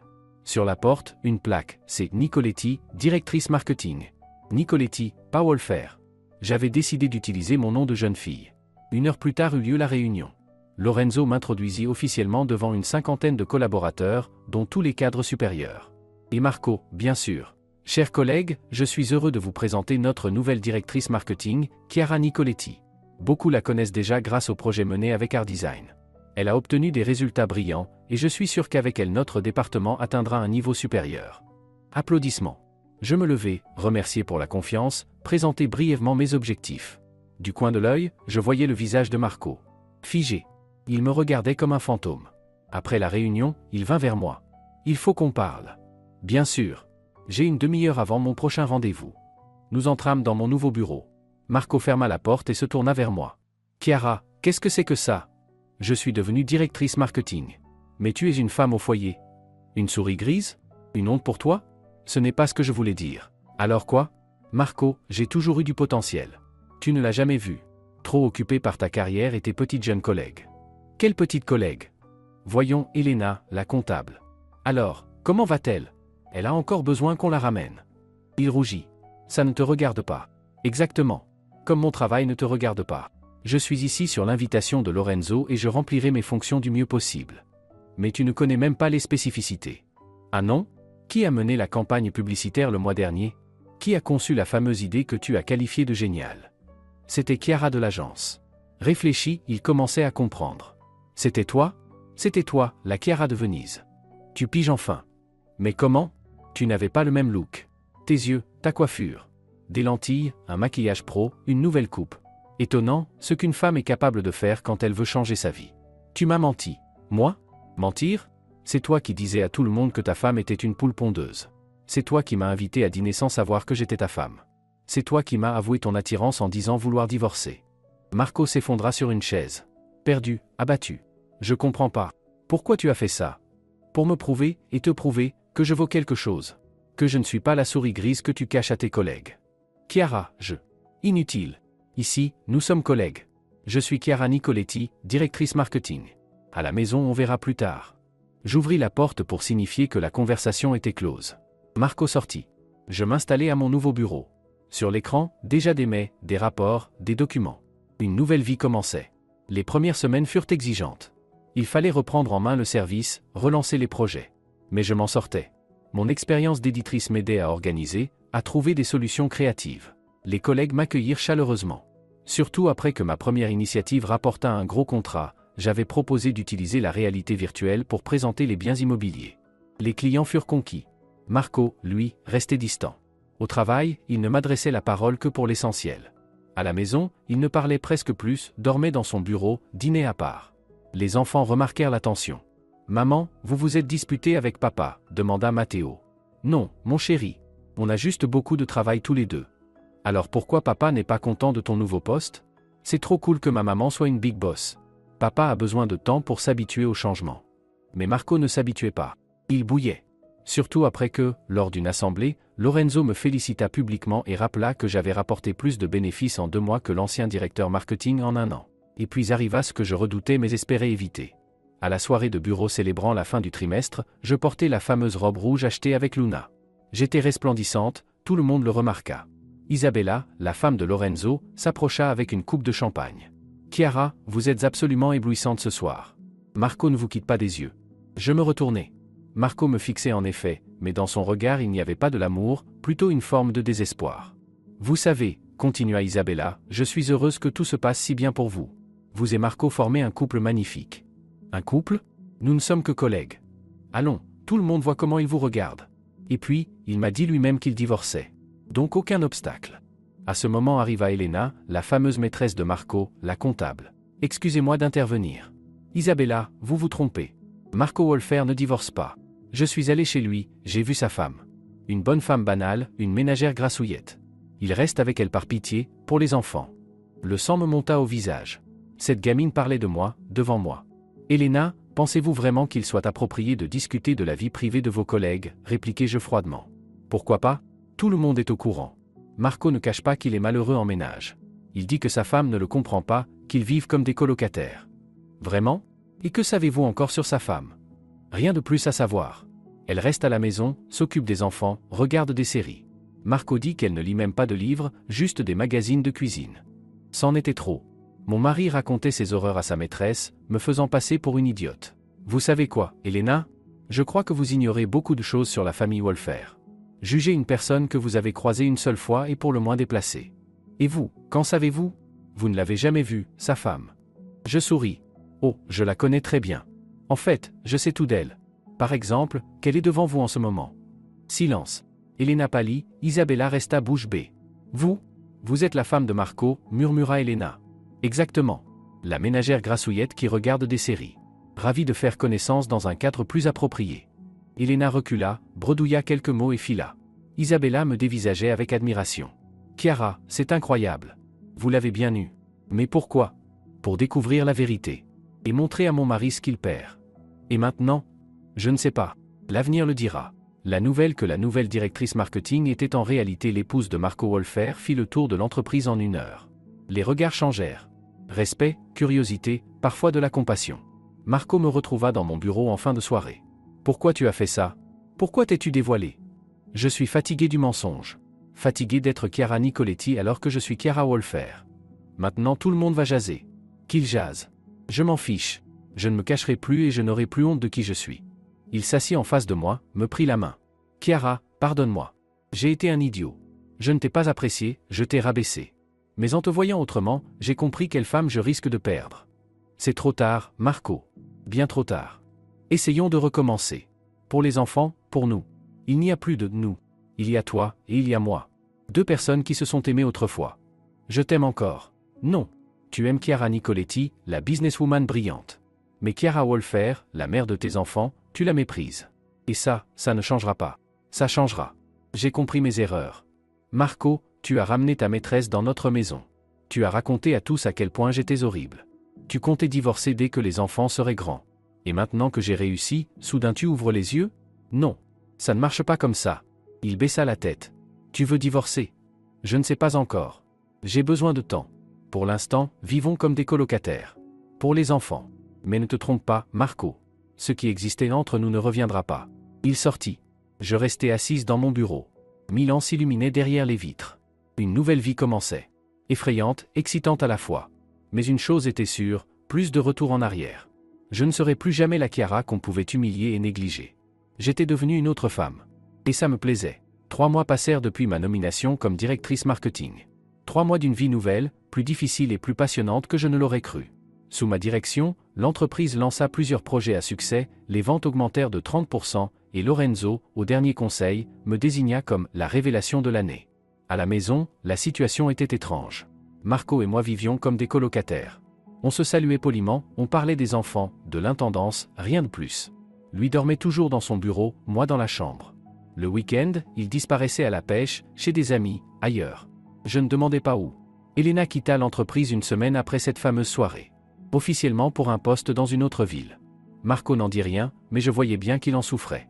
Il se renferma encore plus, se plongeant dans le travail. Les enfants ressentaient eux aussi la tension. Luna passait plus de temps chez ses amis, Matteo se réfugiait derrière son ordinateur. J'essayais de leur parler, mais que dire? Que leurs parents ne s'aiment plus, que leur père a trahi leur mère et que leur mère ne peut pas pardonner. Un soir, alors que les enfants étaient chez leur grand-mère et que Marco était soi-disant en réunion, je restais seul à la maison, triant des documents. On sonna à la porte. Sur le seuil se tenait une femme d'environ 35 ans, soignée, dans un manteau élégant. « Chiara Wolfer » demanda-t-elle. « Oui, c'est moi. Et vous êtes ?»« Valeria Rossi. Puis-je vous parler ? C'est à propos de votre mari. » Mon cœur se serra. Encore une maîtresse. Je la fis entrer, lui proposer du thé. Elle refusa, s'assit au bord du canapé, triturant nerveusement son sac. « Je ne sais pas par où commencer, dit-elle. C'est tellement gênant. Dites-le franchement. Si vous avez eu une relation avec mon mari, je m'en doute déjà. » Non. Enfin si, nous avons eu une relation, mais ce n'est plus le cas. Nous avons rompu il y a 6 mois. 6 mois. Donc avant Elena, il y avait déjà Valeria Rossi. Et pourquoi venez-vous me voir? Je suis enceinte, lâcha-t-elle en éclatant en larmes. De Marco. J'en suis à 5 mois, je ne peux plus le cacher. Le sol sembla vaciller sous mes pieds. Je m'agrippai à l'accoudoir pour ne pas chanceler. Vous êtes sûr que c'est de Marco? Oui. Je n'ai été avec personne d'autre à cette période. Je ne savais pas quoi faire. J'ai d'abord pensé avorter, mais je n'ai pas pu. Puis j'ai voulu l'élever seule, mais j'ai 36 ans, c'est ma dernière chance d'être mère. Je ne peux pas la laisser passer. Et qu'attendez-vous de moi? Rien. Je voulais juste que vous le sachiez. Marco n'est pas au courant, je ne lui ai rien dit. Il m'a quitté quand il a rencontré cette fille de la compta. Il m'a dit que j'étais une erreur, qu'il aimait sa famille. Une semaine plus tard, j'apprenais ma grossesse. Je la regardais, elle, ses larmes, son ventre arrondi sous le manteau. Devais-je la haïr? La plaindre? Me plaindre moi-même? Je ne savais pas. Pourquoi venir maintenant? Je suivais l'actualité de l'entreprise. J'ai vu que vous y travaillez, que vous réussissez. J'ai cru que vous alliez divorcer, et alors j'aurais pu en parler à Marco. Mais j'ai appris que vous vivez toujours ensemble. Alors j'ai pensé que vous deviez connaître la vérité. Pour décider. Décider quoi? Rester avec lui ou partir? Je ne détruirai pas votre famille si vous choisissez de la garder. J'irai dans une autre ville, j'élèverai mon enfant seul. Mais si vous divorcez, vous espérez l'épouser? Elle secoua la tête. Non. Je ne l'aime plus. Il a montré son vrai visage quand il m'a laissé pour une plus jeune. Mais un enfant a besoin d'un père. Au moins d'un soutien financier, d'une présence. Nous restâmes silencieuses. Dans ma tête, le chaos. Mon mari m'avait trompé non pas avec une, mais avec au moins 2 femmes. Et l'une d'elles allait avoir son enfant. Nos enfants auraient un demi-frère ou une demi-sœur. Comment leur expliquer? Merci de m'avoir dit la vérité, finis-je par dire. J'ai besoin de temps pour réfléchir. Bien sûr. Voici mon numéro, dit-elle en tendant une carte. Appelez-moi quand vous aurez décidé. J'ai encore 4 mois avant l'accouchement. Elle partit. Je restai figé, puis me servis un verre de vin. Puis un autre. Quand Marco rentra, j'étais ivre. Chiara, tu bois? Il me regarda, surpris, la bouteille vide sur la table. Pourquoi pas? Ou c'est réservé aux hommes qui réussissent? Qu'est-ce qui s'est passé? Je viens de recevoir Valeria Rossi. Tu la connais? Il pâlit. Comment tu? Elle est enceinte, Marco. De toi. 5 mois. Il s'effondra sur le canapé, la tête dans les mains. Impossible. On se protégeait. Apparemment pas assez. Félicitations, tu vas encore être père. Chiara, je ne savais pas. Je jure que si j'avais su. Quoi? Tu ne l'aurais pas quitté pour Elena? Ou tu n'aurais jamais commencé à me tromper? J'étais un imbécile. Crise de la quarantaine, je ne sais pas. Je voulais me sentir jeune, désiré. Et tu t'es senti jeune? Ça en valait la peine. Il leva vers moi des yeux pleins de larmes. Non, ça ne valait rien. J'ai perdu toi, détruit ma famille. Et maintenant ça. Qu'est-ce que tu vas faire? Je ne sais pas. Et toi? Tu veux divorcer? Je me levai, titubé, m'appuyai au mur. Tu sais quoi, Marco? Je suis épuisé. Fatigué de tes mensonges, de tes tromperies, de tes humiliations. Fatigué de faire semblant pour les enfants. Oui, je veux divorcer. Mais pas tout de suite. Laisse-moi préparer Luna et Matteo. Et réfléchir à la suite. Je ne veux pas te perdre. Tu m'as déjà perdu. Quand tu as dit que j'étais une honte, indigne de ton gala. Quand tu as ramené ta maîtresse chez nous. Quand tu as conçu un enfant ailleurs. Je partis dans la chambre, le laissant au salon. Toute la nuit, impossible de dormir. Je pensais à l'avenir. Comment le dire aux enfants? Comment partager les biens? Où vivre? Plus de questions que de réponses. Le matin, malgré la gueule de bois, j'allais travailler. J'avais besoin de m'évader, de me plonger dans mes dossiers. Une grosse négociation avec un investisseur londonien se préparait, et je finalisais la présentation. Une surprise m'attendait dans mon bureau. Un homme d'une quarantaine d'années, élégant, costume de luxe, était assis. Chiara Nicoletti? Alessandro Bernardi, Société d'investissement européen en capital. Désolé d'arriver sans prévenir, mais j'ai une proposition qui pourrait vous intéresser. Je vous écoute. Nous suivons vos succès dans cette entreprise. Résultat impressionnant en si peu de temps. Nous aimerions vous confier la direction marketing de notre nouveau projet. C'est à l'échelle européenne, bureau à Londres, salaire, il prononça un chiffre 5 fois supérieur à mon revenu actuel. C'est très inattendu. Je comprends. Mais nous savons reconnaître les talents. Vous êtes exactement la personne qu'il nous faut. Jeune, pardonnez-moi, j'espère que vous ne serez pas vexé si je vous dis que vous ne faites pas plus de 35 ans. Je souris. Je ne suis pas vexé. Mais j'ai besoin de réfléchir. J'ai une famille, des enfants. Bien sûr. Nous sommes prêts à vous offrir un logement à Londres, prendre en charge le déménagement, inscrire vos enfants dans les meilleures écoles.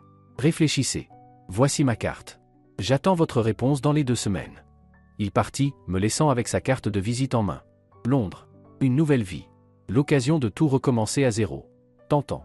Toute la journée, impossible de me concentrer sur le travail. La proposition de Bernardi tournait en boucle dans ma tête. Le soir, j'appelais Sylvia et lui racontais tout, Valeria, et l'offre de poste.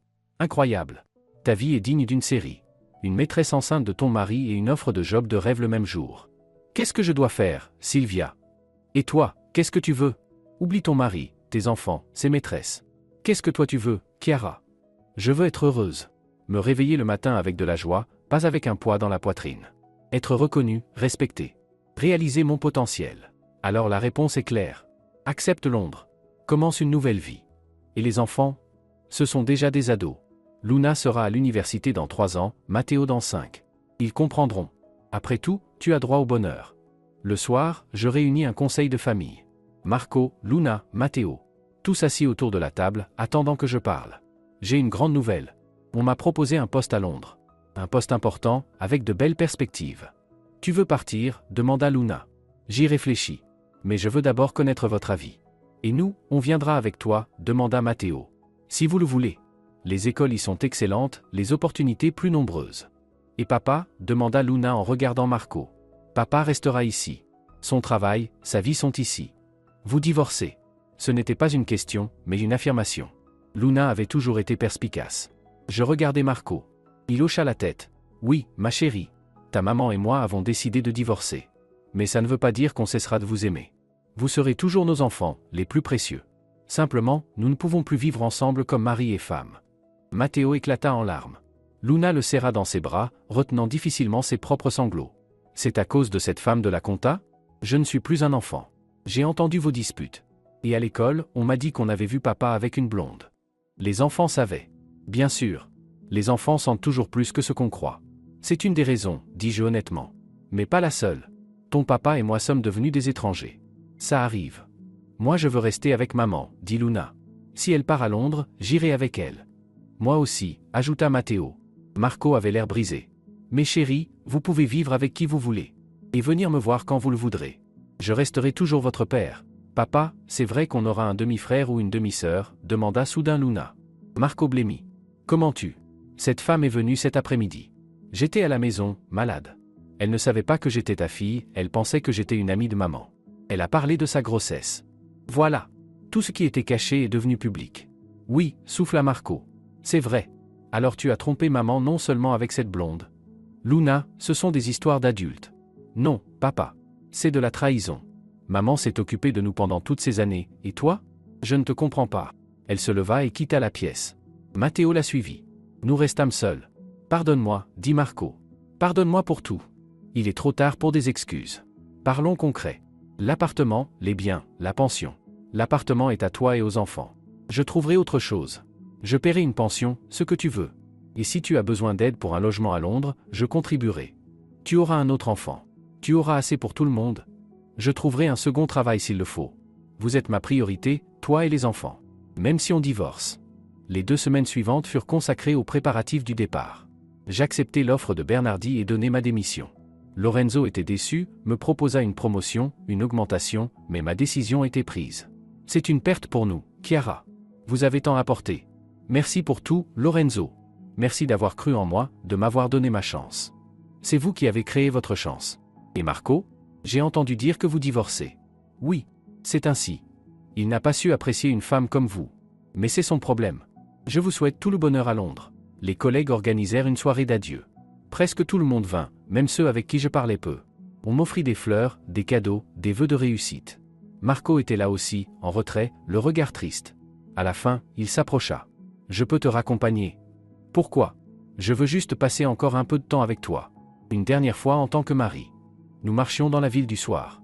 Celle où nous avions vécu toute notre vie commune. Devant le parc où nous promenions les poussettes. Le café où nous avions fêté notre premier anniversaire de mariage. L'école où nous avions conduit les enfants pour leur premier jour. Tu te souviens comme on rêvait d'une grande maison, dit Marco. Avec un chien, 3 enfants. Je m'en souviens. Mais les rêves ont tendance à ne pas se réaliser. Ou alors pas comme on les imaginait. Nous aurons bien 3 enfants. Mais pas comme prévu. Tu t'occuperas de l'enfant de Valeria? Oui. C'est mon enfant, ma responsabilité. Valeria est d'accord pour une garde partagée. Et tu vas l'épouser? Non. Nous ne sommes pas faits pour le mariage. Je fais souffrir toutes celles que j'aime. Nous arrivâmes à la maison. Notre maison, qui bientôt ne serait plus la nôtre. Chiara, je peux te dire quelque chose. Vas-y. Je t'ai aimé. Vraiment aimé. Mais quelque part en chemin je me suis perdu, et je t'ai perdu aussi. Je me suis mis à courir après le succès, le statut, la jeunesse. Et j'ai perdu l'essentiel. La famille. Toi. Pardonne-moi, si tu le peux. Je te pardonne, Marco. Pas pour toi, pour moi. Pour ne pas emporter ce poids dans ma nouvelle vie. Sois heureux. Et essaie d'être un bon père pour tes 3 enfants. Il me serra dans ses bras. Une dernière étreinte. Il y avait tant de douleur, de regrets, d'espoir brisé. Puis il me lâcha et partit sans se retourner. Un mois plus tard, nous avons déménagé à Londres avec les enfants. La société nous avait fourni un superbe 3 pièces dans un bon quartier, proche de l'école. Les enfants firent leur rentrée, au début ce fut difficile, mais ils s'adaptèrent vite. Luna se fit des amis, s'inscrivit à un atelier de théâtre. Matteo rejoignit un club de robotique, dont il rêvait depuis longtemps. Le travail s'avéra passionnant et à grande échelle. Je dirigeais tout un département, travaillais sur des projets européens, partais en déplacement. Alessandro Bernardi s'avéra être un excellent patron, exigeant mais juste. Il valorisait l'initiative et n'avait pas peur de donner de la liberté. 6 mois après notre arrivée, Marco appela. Il dit que Valeria avait accouché d'un petit garçon. Il l'avait appelé Luca. Et les enfants, comment ils l'ont pris? Calmement. Luna a dit qu'elle était contente pour le bébé, qu'il avait un père. Matteo ne veut pas encore le rencontrer, mais je pense qu'avec le temps il acceptera. Et Valeria? Elle va bien. Nous avons convenu, je l'aide financièrement, je vois l'enfant le week-end. Elle ne demande rien de plus. Et la paternité, une 3e fois. Étrange. Comme si la vie m'offrait une seconde chance. Mais pas avec toi. Nous restâmes silencieux un instant. Chiara, est-ce que tu es heureuse? Je réfléchis. Était-ce le bonheur? Oui, sans doute. Pas le bonheur insouciant de la jeunesse. Mais un bonheur calme, fait de confiance en moi et en l'avenir. Oui, Marco. Je suis heureuse. Je suis content. Vraiment content. Tu mérites d'être heureuse. Sur ce, nous nous sommes quittés. Ensuite, nous ne nous appelions plus que pour parler des enfants.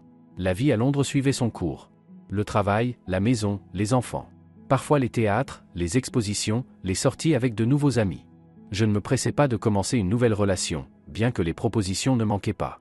J'avais besoin de temps pour guérir mes blessures, me comprendre, savoir ce que je voulais vraiment. Un soir, environ 1 an après notre installation, lors d'un événement de l'entreprise, un homme s'approcha de moi. Grand, grisonnant, avec des yeux bienveillants et un sourire doux. « Excusez-moi, êtes-vous Chiara Nicoletti ?»« Oui, et vous ?»« David Campbell, architecte. Nous travaillons avec votre société sur un nouveau projet. J'ai beaucoup entendu parler de vous par Alessandro. Il dit que vous faites des miracles en marketing. » Alessandro exagère. Je ne crois pas. J'ai vu les résultats de votre travail. Impressionnant. Puis-je vous inviter à prendre une coupe de champagne? Nous avons parlé. David était un interlocuteur passionnant, cultivé, avec un humour fin, une grande ouverture d'esprit. Veuf, une fille adulte vivant en Écosse. Passionné par l'histoire de l'architecture, les voyages, la musique classique. Et vous, aimez-vous l'opéra? Demanda-t-il. J'adore. Mais je n'y suis pas allé depuis longtemps. J'ai 2 billets pour Tosca à Covent Garden la semaine prochaine. Voulez-vous m'accompagner? J'ai accepté. Pourquoi pas? Ce n'était qu'un opéra. Mais après l'opéra, il y eut un dîner. Après le dîner, une promenade dans Londres la nuit. Puis encore d'autres rencontres, des conversations, des visites de musées. David ne pressait rien, ne forçait rien, il était simplement là.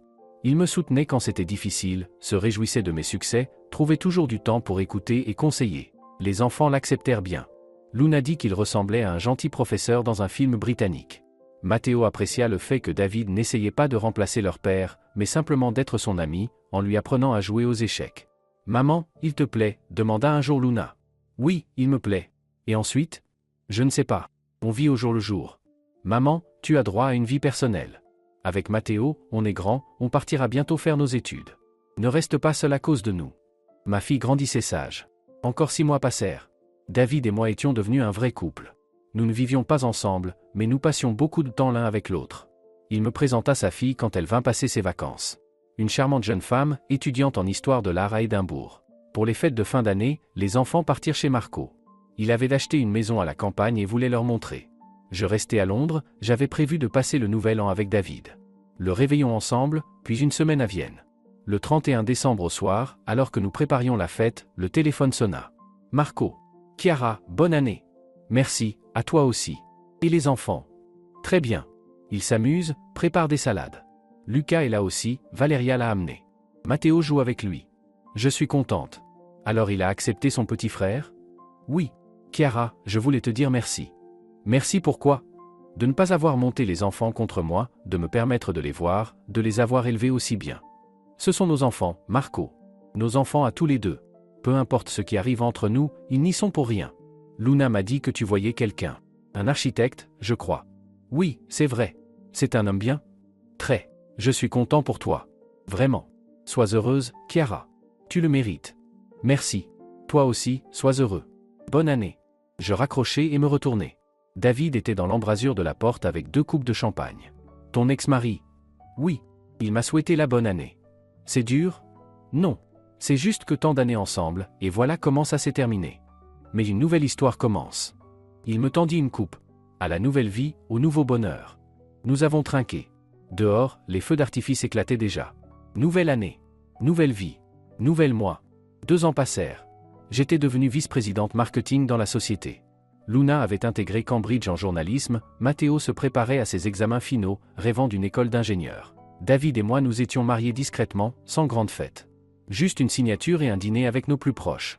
Marco envoya ses félicitations et un bouquet de roses blanches. Mes préférés. Il s'en souvenait. Parfois, je pensais au passé. À cette Chiara qui se tenait devant le miroir, une robe à la main, encaissant les humiliations de son mari, se croyant indigne, laide, inintéressante. Comme tout cela me semblait loin. J'avais beaucoup appris au fil des années. À m'estimer, à ne pas dépendre du regard des autres, à poursuivre mes objectifs. J'avais appris à pardonner sans oublier. J'avais appris à être heureuse. L'histoire du fameux cocktail d'entreprise était devenue une légende dans mon cercle d'amis. Sylvia adorait la raconter aux nouveaux venus, enjolivant les détails. Elle disait que c'était la plus belle histoire de revanche féminine et de triomphe qu'elle connaissait. Mais pour moi, ce n'était pas une histoire de revanche.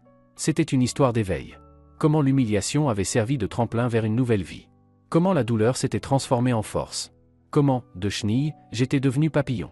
Il m'arrivait de croiser Marco lors d'événements scolaires ou de fêtes familiales. Nous nous saluions poliment, parlions des enfants. Il paraissait vieilli, fatigué.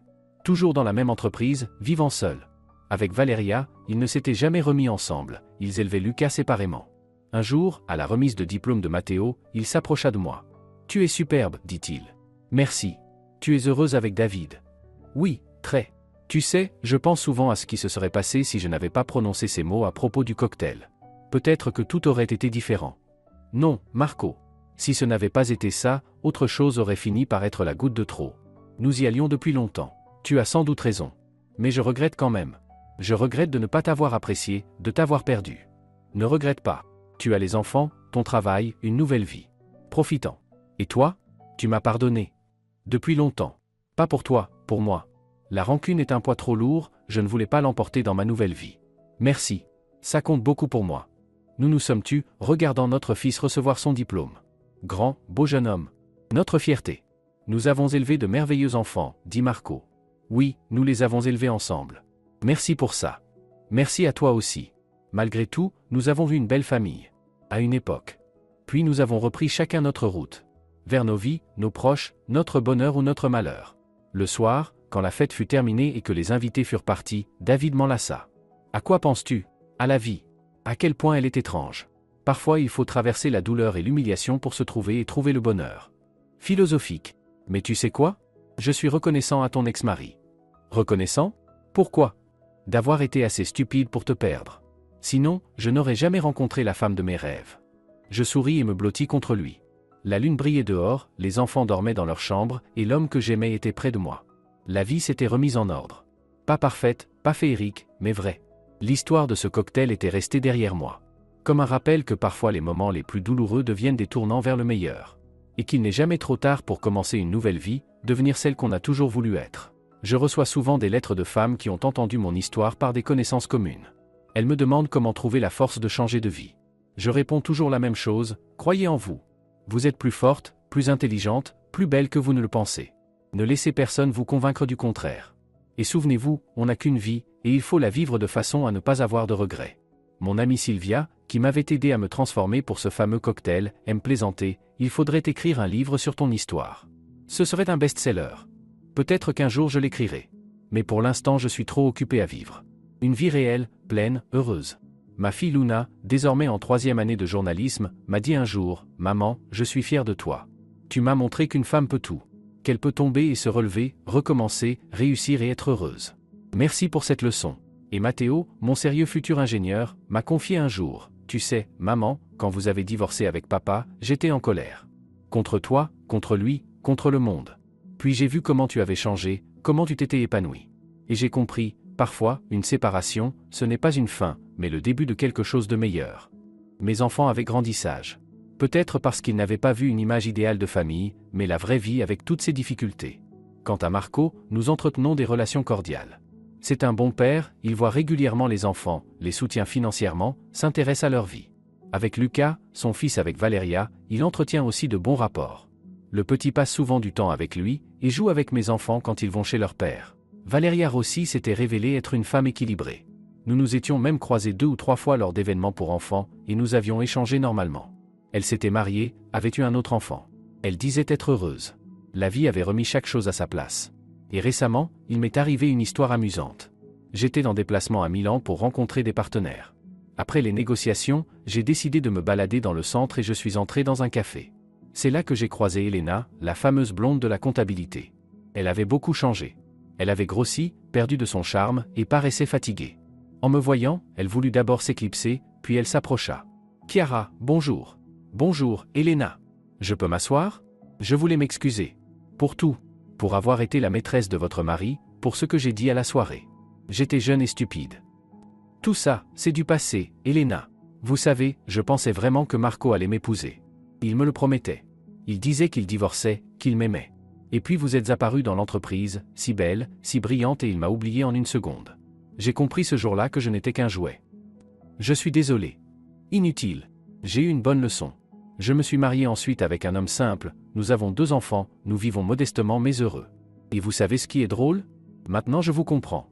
Je comprends ce que c'est que de rester à la maison avec les enfants, de gérer la maison, de s'oublier soi-même. Et je comprends combien c'est lâche, de la part d'un mari, d'humilier sa femme pour ça. Nous avons encore parlé un peu, puis nous nous sommes quittés. La vie lui avait donné sa leçon. Comme elle me l'avait donnée à moi, autrefois. Dans l'avion du retour vers Londres, je pensais à tout ce qui s'était passé au fil des années. À ce fameux cocktail qui avait bouleversé ma vie. Aux paroles de mon mari qui m'avait tant blessé, mais qui, au final, m'avait poussé à changer. Où crois-tu aller? Avec ta tête, tu vas me couvrir de honte devant toute l'entreprise. Ces mots, je m'en souviens encore. Mais aujourd'hui, ils ne font plus mal.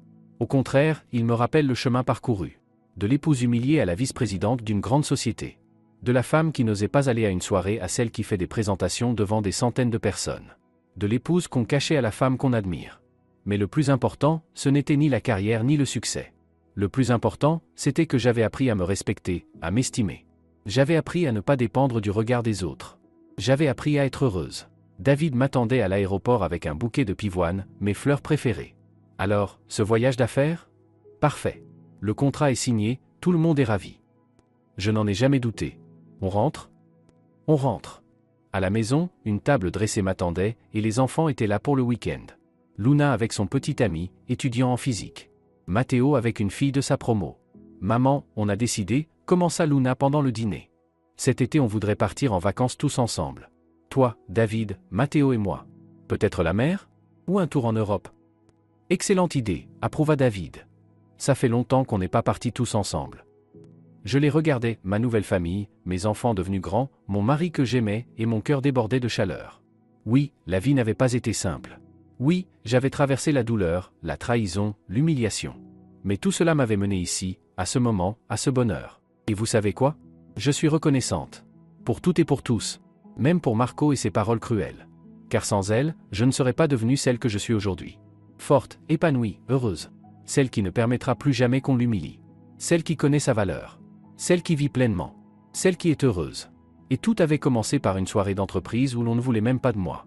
Parfois, la vie réserve des surprises étonnantes. Le principal, c'est de ne jamais renoncer et de croire en soi. Toujours croire en soi. Mais l'histoire ne s'est pas arrêtée là. 5 ans après ce cocktail, des événements m'ont obligé à voir les choses autrement. C'était en octobre. Je participais à une conférence internationale de marketing à Barcelone. J'y présentais un exposé sur les nouvelles stratégies de communication à l'ère du numérique. La salle était pleine, environ 300 spécialistes venus de toute l'Europe. Après mon intervention, les participants venaient me poser des questions, échanger des cartes. Et soudain je l'ai vu. Marco. Debout près de la sortie, il me regardait. Vieilli, les tempes grises, mais toujours élégant et soigné. « Salut », dit-il quand la foule se fut un peu dispersée. « Marco, qu'est-ce que tu fais ici ?»« Je travaille. Notre société a aussi été invitée à la conférence. Je suis directeur commercial maintenant. Félicitations pour ta promotion. Merci. Ton exposé était brillant. Tu as énormément progressé professionnellement. 5 ans ont passé. Beaucoup de choses ont changé. Oui, beaucoup. On peut parler? Pas ici, dans un endroit plus calme. J'ai hésité. Pourquoi rouvrir le passé? Mais la curiosité a été la plus forte. D'accord. Dans le bar de l'hôtel, dans 1 heure. Il acquiesça et s'en alla. Moi, je suis retourné aux participants, essayant de ne pas penser à la conversation à venir. Le soir, le bar de l'hôtel était tranquille. Marco m'attendait déjà à une table près de la fenêtre, avec vue sur la mer. « Tu veux boire quoi » demanda-t-il. « Un verre de rouge, sec. » Il commanda du vin pour moi, un whisky pour lui. Nous sommes restés silencieux jusqu'à ce que le serveur apporte les verres. « Tu es magnifique » dit-il enfin. Épanoui. Je le suis. Et toi? Je travaille, je vis. Lucas grandit, il va entrer à l'école. Un petit garçon malin, à son père, ajouta-t-il avec un sourire triste. Et Valéria? Remariée il y a 2 ans. Ils ont déménagé à Bologne. Je vois mon fils 1 fois par mois. Ça doit être difficile. Je m'y suis fait. Chiara, je voulais te dire quelque chose. Quelque chose que je n'ai jamais osé avouer toutes ces années. J'écoute. Tu te souviens de cette soirée d'entreprise? Quand tu es venu en Chiara de Venise. Bien sûr que je m'en souviens. Je t'avais reconnu. Presque tout de suite. Je faillis m'étouffer avec mon vin. Quoi? Mais comment? Tu avais pourtant. Les yeux. Les lentilles avaient changé la couleur, mais pas la forme, ni l'expression. Et le grain de beauté sur ton cou. Tu ne l'avais pas caché. Et ta manière de pencher la tête quand tu écoutes. Des milliers de détails qu'un mari remarque après 15 ans de mariage. Mais tu te comportais comme si tu ne me connaissais pas. Tu flirtais, tu m'invitais à dîner. Au début, j'ai cru me tromper. Impossible que ma Chiara, la femme au foyer, soit cette femme éblouissante.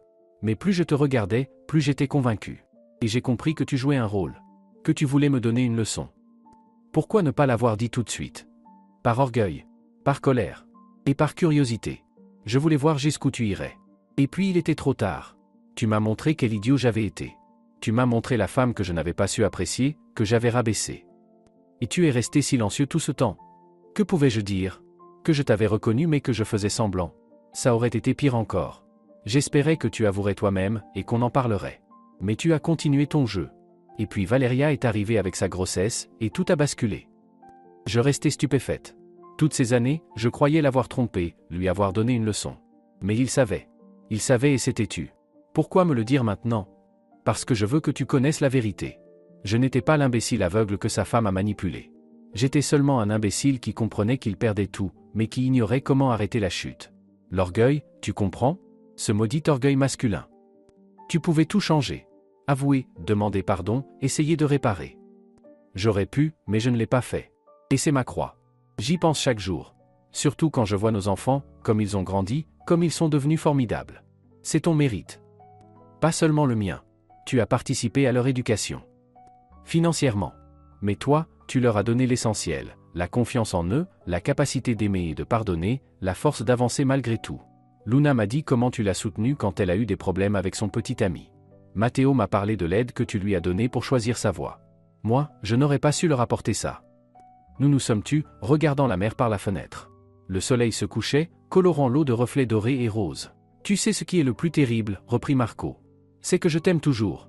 La Chiara que je rabaissais, la Chiara qui est arrivée à la soirée et qui a conquis tout le monde, la Chiara devenue femme d'affaires accomplie. Toutes ces versions de toi, je les aime. Mais je l'ai compris trop tard. Marco, ne dis rien. Je n'attends ni réponse ni pardon. Je voulais juste que tu saches. Et aussi merci. Merci pourquoi? Pour la leçon. Tu m'as donné la plus grande leçon de ma vie. Qu'il ne faut jamais considérer les gens comme acquis. Qu'il faut savoir apprécier ce qu'on a. Que les apparences sont trompeuses et que la vraie beauté vient de l'intérieur. Une leçon cher payée. Oui, mais nécessaire. Tu sais, après notre divorce, j'ai beaucoup réfléchi. J'ai même consulté un psy. J'essayais de comprendre pourquoi j'étais devenu ainsi. Et j'ai compris, j'avais peur. Peur de vieillir, peur de ne pas réussir assez, peur que tu cesses de m'aimer. Et au lieu de travailler sur moi-même, j'ai commencé à t'humilier. Pour que tu te sentes indigne et que tu ne partes pas. Imbécile. Nous n'étions pas parfaits, ni l'un ni l'autre. Ne cherche pas à m'excuser. Je connais ma faute. Et j'en paie le prix. La solitude, c'est ma punition. Tu n'es pas obligé d'être seul. Trouve quelqu'un, refais ta vie. J'ai essayé. Il y a eu d'autres femmes après Elena et Valeria. Mais je les compare toutes à toi. Et je comprends que ce n'est pas juste pour elles. Alors je reste seul. À ce moment-là, mon téléphone sonna. C'était David. Oui, mon amour. Oui, la discussion s'est prolongée. J'arrive bientôt. Je t'aime. David, demanda Marco. Oui, il est aussi à la conférence. Nous sommes venus ensemble. C'est un homme bien. J'ai mené mon enquête quand j'ai appris votre mariage. Pardonne ma curiosité, mais je voulais être sûr que tu serais heureuse. Je le suis. Vraiment. J'en suis content. Sincèrement. Va le rejoindre, ne le fais pas attendre. Je me levai, mais Marco m'arrêta. Chiara, encore une chose. J'ai fait mon testament. Si jamais il m'arrive quelque chose, tout reviendra aux enfants et à toi. L'appartement, la maison de campagne, mes économies. Tu as été ma femme pendant 15 ans, la mère de mes enfants. Tu y as droit. Marco, ne parle pas de mort. Je n'ai pas l'intention de mourir. Je veux seulement que les choses soient claires. Et aussi il sortit une petite boîte de sa poche. C'est pour toi. Je l'ouvris. À l'intérieur, une broche. Celle-là même, ancienne, en forme de papillon serti d'émeraude, que j'avais admirée dans une vitrine de bijoutier des années plus tôt. Tu t'en souviens? Je l'avais achetée à l'époque, je voulais te l'offrir pour notre anniversaire. Mais ensuite nos problèmes ont commencé, et je n'ai jamais osé. Je l'ai gardée sur moi toutes ces années. Stupide, non? Je ne peux pas accepter ça. Bien sûr que si. Ce n'est pas une tentative de te reconquérir ou d'acheter ton pardon. Cette broche t'a toujours appartenu, même quand elle était dans ma poche. Papillon, tu t'es transformé de chrysalide en magnifique papillon. Qu'elle te rappelle ta métamorphose. Les larmes me montèrent aux yeux. Je pris la broche et la fixai à ma robe. Merci. Elle te va parfaitement. Comme si elle avait été créée pour toi. Va, Chiara. Vie heureuse. Je quittai le bar, le laissant seul face au coucher de soleil. Dans le hall, David m'attendait. Tout va bien, demanda-t-il en remarquant mes yeux rougis. Oui. C'est juste j'ai refermé un vieux chapitre, définitivement. Jolie broche, remarqua-t-il. Un cadeau du passé. Un rappel du chemin parcouru. David m'enlaça sans poser de questions. Une de ses plus belles qualités, il savait, quand il le fallait, simplement être là, en silence. Le lendemain, la conférence reprit, mais je ne revis plus Marco. J'appris par les organisateurs qu'il était reparti tôt le matin pour des affaires urgentes. De retour à Londres, je réfléchis longtemps à notre conversation. Au fait qu'il savait la vérité depuis le début. Cela changeait beaucoup de choses dans ma vision du passé, mais cela ne changeait rien au présent. J'étais heureuse avec David, mes enfants étaient heureux, ma vie était tracée. Un an passa encore. Luna termina l'université avec mention et entra dans une grande maison d'édition. Elle rencontra un jeune homme, Domenico, un programmeur talentueux. Ils se marièrent un an plus tard, une cérémonie simple, seulement les proches. Marco vint, offrant au jeune marié un appartement. « Papa, c'est trop », protesta Luna. « C'est ce que j'aurais dû donner à ta mère il y a bien des années. Qu'au moins tu aies ton propre foyer dès le début de ta vie de couple. » Matteo entra à l'école polytechnique de Turin en robotique, son rêve. Il brillait dans ses études, et déjà en 2e année il reçut une invitation pour un stage en Allemagne. Marco paya toutes les dépenses. « Merci, papa », dit Matteo. « Mais pourquoi dépenses-tu autant pour nous ces derniers temps ?»« Parce que je le peux et que je le veux. Vous êtes mes enfants, ma fierté. Laissez votre père vous gâter. » Lucas, le fils de Valeria, entra en première année d'école primaire. Marco l'Y accompagna le jour de la rentrée et le présenta officiellement à nos enfants comme leur frère. Le garçon était gentil, un peu timide, et ressemblait beaucoup à Marco enfant. Je l'avais vu sur des photos. « Tata Chiara, dit-il, papa m'a dit que vous étiez très intelligente et gentille. C'est vrai ? Je ne sais pas pour intelligente, mais j'essaie d'être gentille. Est-ce que je pourrais parfois venir chez vous ? Luna et Matteo ont promis de m'apprendre à jouer aux échecs. Bien sûr que tu pourras. Et il commença à venir. D'abord avec Marco, puis seul, nous vivions désormais dans des quartiers voisins. David accueillit bien le garçon, l'estimant comme un neveu. Lucas cherchait une figure masculine, le beau-père de Valeria était un homme froid et distant. Ainsi s'installa une étrange famille élargie. David et moi, nos enfants avec leurs compagnons, le petit Lucas, parfois même Valeria avec son mari et leur 2e enfant venaient aux fêtes communes. Marco aussi venait, toujours aimable mais un peu en retrait. Pour mes 50 ans, David organisa une surprise. Il loua un yacht, invita nos proches. Nous avons navigué sur la Tamise, dîné, dansé. C'était magique. Marco arriva parmi les derniers, avec un énorme bouquet de roses blanches. « Joyeux anniversaire », dit-il en offrant les fleurs. « Merci. Je suis contente que tu sois venu. Je n'aurais pas manqué ça. 50 ans, c'est une date importante. » « Ne me le rappelle pas, plaisantai-je. Je me sens au maximum comme si j'avais 35 ans. »« Tu en parais 30, répondit-il sérieusement. Le bonheur te va bien. » Toute la soirée, il resta en retrait, parlant surtout avec les enfants et les petits-enfants. Luna avait déjà une petite fille. Mais plusieurs fois, je surpris son regard sur moi. Un regard triste, plein de regrets. Avant de partir, il s'approcha de moi. « Chiara, puis-je te parler une minute en privé ?» Nous sortîmes sur le pont. Londres brillait de ses lumières, la musique jouait doucement. Je voulais dire merci pour tout. Pour les enfants, pour les années ensemble, même pour cette leçon du dîner d'entreprise. Tu m'as rendu meilleur. Tard, peut-être, et nous ne sommes plus ensemble, mais je suis devenu meilleur grâce à toi. Marco, inutile. Tout cela appartient au passé. Je sais. Mais je voulais que tu saches, ces 15 années avec toi furent les meilleures de ma vie. Même quand tout s'est gâté, même quand je me suis comporté comme le pire des salauds. Tu étais la lumière de ma vie. Et tu le restes, même à distance. Tu auras encore une chance d'être heureux. Peut-être. Ou peut-être que ma destinée était autre. Donner la vie à de merveilleux enfants, faire partie de ton histoire, même pas la plus lumineuse. Toutes les vies n'ont pas un happy end. Parfois, ce n'est qu'une fin de chapitre et le début d'un autre. Il m'embrassa le front et partit. Je ne le revis plus ce soir-là. 2 mois plus tard, Valeria m'appela, la voix inquiète. « Chiara, excusez-moi de vous déranger. Savez-vous où est Marco ? Il devait venir chercher Lucas hier, mais il n'est pas venu. Il ne répond pas aux appels. » Une inquiétude me serra la poitrine. « Non. Je vais appeler les enfants, peut-être qu'ils savent. » Mais eux non plus ne savaient rien. La dernière fois que Marco avait donné signe de vie, c'était 3 jours plus tôt. Nous nous alarmâmes. Matteo alla chez lui, la porte n'était pas fermée. On retrouva Marco dans son bureau. Une crise cardiaque. Les médecins dirent que ce fut rapide, sans souffrance. Sur son bureau, une lettre m'était adressée. « Chiara, si tu lis ceci, c'est qu'il m'est arrivé quelque chose. Ne sois pas triste pour moi. J'ai eu une bonne vie, malgré mes erreurs. J'ai eu toi, nos merveilleux enfants, même le petit Lucas. C'est plus que beaucoup n'ont jamais. Je sais que tu penses que ce dîner d'entreprise a changé ta vie. Mais tu sais quoi ? Il a changé la mienne aussi. En te voyant autrement, j'ai compris qui j'avais perdu. Et même si rien ne pouvait être réparé, ce savoir m'a rendu plus humain. Je n'ai qu'une demande, veille sur Lucas. Valeria est une bonne mère, mais le garçon aura besoin de soutien. Tu as toujours su aimer les enfants, qu'ils soient les tiens ou non. Merci pour tout. Pour l'amour que tu m'as donné. Pour nos enfants. Pour la leçon. Pour m'avoir laissé rester dans ta vie, ne serait-ce que comme ami et père de nos enfants. Sois heureuse. Tu mérites ce bonheur. Toujours t'ayant aimé. Marco. PS dans le coffre, code la date de notre mariage, se trouve quelque chose pour les enfants. Et pour toi. Accepte-le. Non pas comme une tentative d'acheter ton pardon, mais comme reconnaissance pour les années passées ensemble. Je pleurais en lisant cette lettre. Je pleurais les années perdues, les occasions manquées, l'amour qui avait existé mais n'avait pas survécu. Dans le coffre se trouvaient des documents de compte pour les enfants, y compris pour Lucas. À chacun, il avait laissé une somme importante pour leurs études et leur vie d'adulte. Et une enveloppe pour moi. À l'intérieur, une photo de notre mariage et un mot, nous étions heureux. Souviens-toi de nous ainsi. Les funérailles furent modestes, seulement les proches. Les enfants furent courageux, mais je voyais leurs larmes. Luna prononça un discours, évoquant les meilleurs souvenirs avec leur père. Matteo posa simplement une rose blanche, les fleurs préférées de papa, sur le cercueil.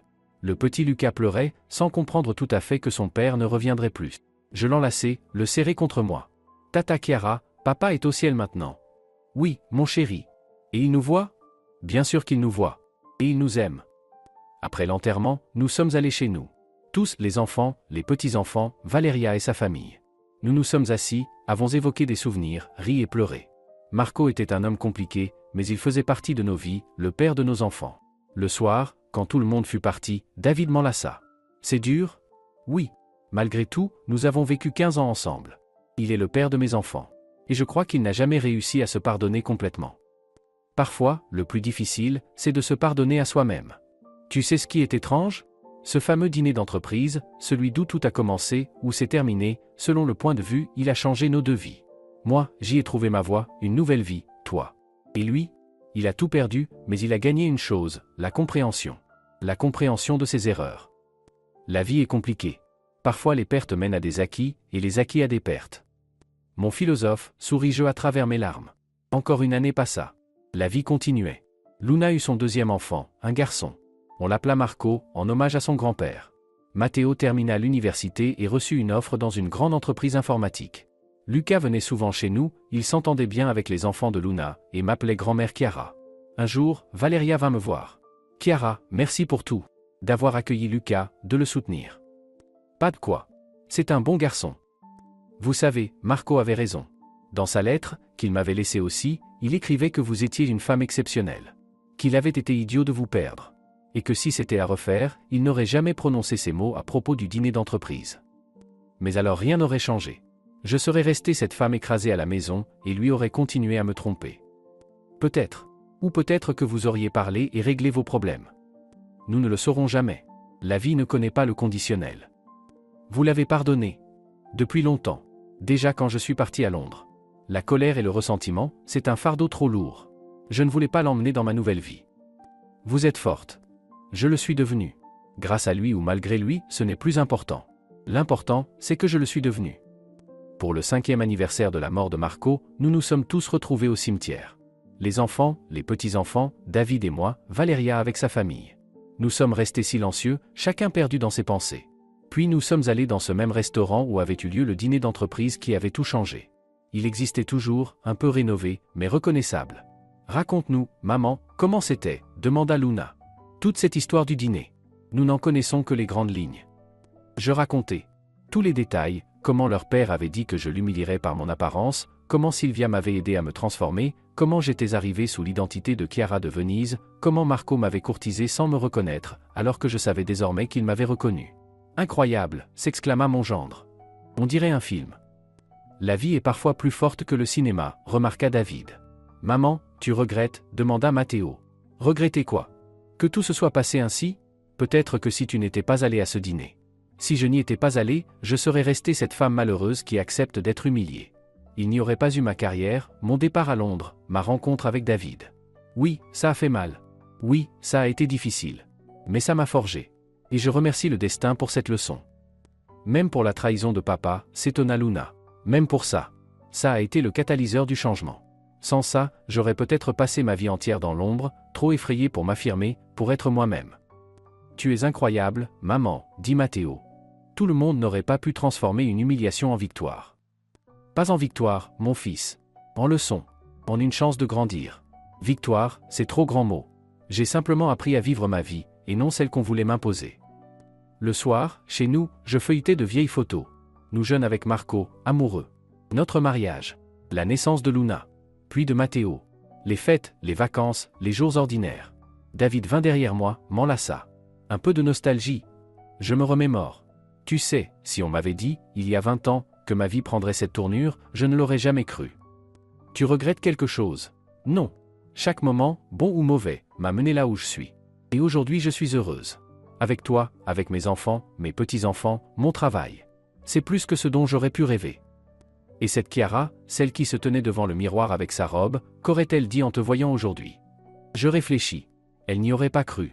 Qu'on peut être à la fois accomplie et féminine. Qu'on peut trouver l'amour après 40 ans. Qu'on peut recommencer à zéro et non seulement survivre, mais s'épanouir. Tu t'es épanoui, approuva David. Comme ce papillon sur ta broche. Je touchai la broche, que je portais souvent désormais. Un cadeau du passé, rappel de mon chemin. Tu sais, je pense que Marco avait raison sur un point. Parfois, une fin n'est pas une tragédie, mais le début de quelque chose de nouveau. Notre mariage s'est terminé, mais ma nouvelle vie a commencé. La sienne aussi, même si elle fut plus courte et plus triste. Tu crois qu'il a été heureux? À sa manière, sans doute. Il aimait ses enfants, il était fier d'eux. Il avait une carrière réussie. Non, il n'a pas eu le bonheur familial, mais il a trouvé compréhension et acceptation. Et c'est déjà beaucoup. Les années passèrent encore. J'ai pris ma retraite, mais je continuais à conseiller. J'écrivais un livre sur le marketing, donnais des conférences à l'université. David aussi réduisit sa charge, et nous passions plus de temps ensemble. Nous voyagions, nous occupions de nos petits-enfants, profitions simplement de la vie. Un jour, une jeune femme, journaliste, vint me voir. Chiara, j'écris un article sur des femmes qui ont radicalement changé leur vie après 40 ans. Votre histoire est devenue presque une légende dans les milieux d'affaires. Pourriez-vous me donner une interview? Et que savez-vous déjà? Que vous étiez femme au foyer, puis que vous êtes devenue une dirigeante. Que vous êtes passée de l'humiliation au triomphe. Mais les détails restent inconnus. Je lui racontai toute l'histoire. Le dîner d'entreprise, la transformation, la supercherie qui n'en était pas une. Le divorce, le départ, le nouvel amour. La mort de mon ex-mari et la réconciliation avec le passé. Incroyable, dit-elle en finissant ses notes. C'est un scénario prêt pour le cinéma. La vie écrit de meilleurs scénarios que n'importe quel dramaturge. Et quels conseils donneriez-vous aux femmes qui vivent une situation similaire, qu'on humilie, qu'on ne valorise pas? Croyez en vous. Vous êtes plus forte que vous ne le pensez. Plus intelligente que ce qu'on vous dit. Plus belle que ce que vous voyez dans le miroir. Ne laissez personne, même la personne la plus proche, vous convaincre du contraire. Et souvenez-vous, il n'est jamais trop tard pour commencer une nouvelle vie. 40, 50, 60 ans. La vie est unique, et il faut la vivre de façon à ne jamais regretter les occasions perdues. Et si on a peur? Tout le monde a peur. J'étais terrifié d'aller à ce dîner d'entreprise sous une nouvelle apparence. Terrifié de reprendre le travail après des années à la maison. Terrifié de déménager dans une nouvelle ville avec mes enfants. Mais vous savez ce qui est pire que la peur? Passer toute sa vie à craindre de faire un pas. Mourir sans avoir jamais découvert de quoi vous êtes capable. L'interview parut 1 mois plus tard. L'écho fut immense. Des lettres arrivaient de toute l'Europe. Des femmes remerciaient pour l'inspiration, partageaient leurs histoires, demandaient des conseils. Je répondais à toutes. J'ai même créé un petit groupe de soutien pour celles qui avaient décidé de changer leur vie. On se réunissait 1 fois par mois, on partageait nos expériences, on s'encourageait mutuellement. L'une des participantes, Francesca, une femme de 50 ans récemment divorcée après 30 ans de mariage, dit lors d'une rencontre. Chiara, votre histoire m'a donné la force de quitter mon mari tyrannique.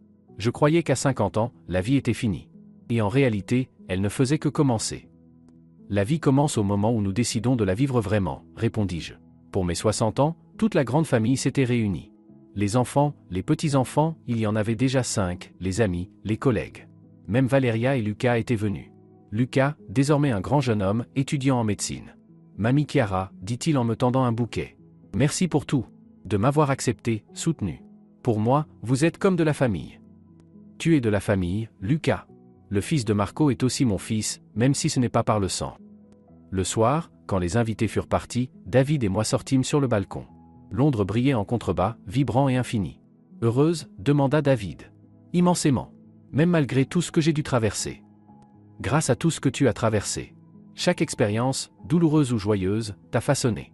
Et je suis reconnaissant pour ça. Même pour ce fameux dîner d'entreprise. Surtout pour ce dîner d'entreprise. Il a marqué le point de départ d'une nouvelle vie. Si Marco n'avait pas prononcé ces mots, s'il ne m'avait pas humilié, je n'aurais jamais trouvé la force de changer. Je ne t'aurais pas rencontré, je ne serais pas devenue celle que je suis. Destin ou hasard? Un hasard qui est devenu destin. Peu importe. L'essentiel, c'est que ça m'ait mené au bonheur.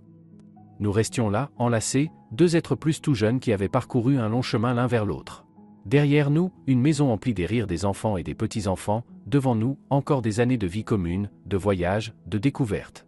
Je pensais à cette femme qui, il y a tant d'années, avait entendu son mari lui dire « Où crois-tu aller? Avec ta tête, tu vas me couvrir de honte devant toute l'entreprise. » Aurait-elle pu imaginer que ces mots cruels deviendraient le point de départ d'un incroyable voyage vers elle-même? Sans doute pas. Mais la vie est plus sage que nous. Elle sait quels enseignements nous sont nécessaires, même quand ils viennent à travers la douleur. Aujourd'hui, en regardant en arrière, je comprends, rien n'a été en vain. Chaque larme, chaque humiliation, chaque peur. Tout cela a été des marches d'un escalier qui m'a mené vers le haut. Vers la lumière, vers le bonheur, vers moi-même. Et vous savez quoi? Si je pouvais revenir en arrière et tout changer, faire en sorte que Marco n'ait jamais prononcé ces mots, qu'il n'y ait pas eu de trahison, de divorce, de souffrance, je ne changerais rien.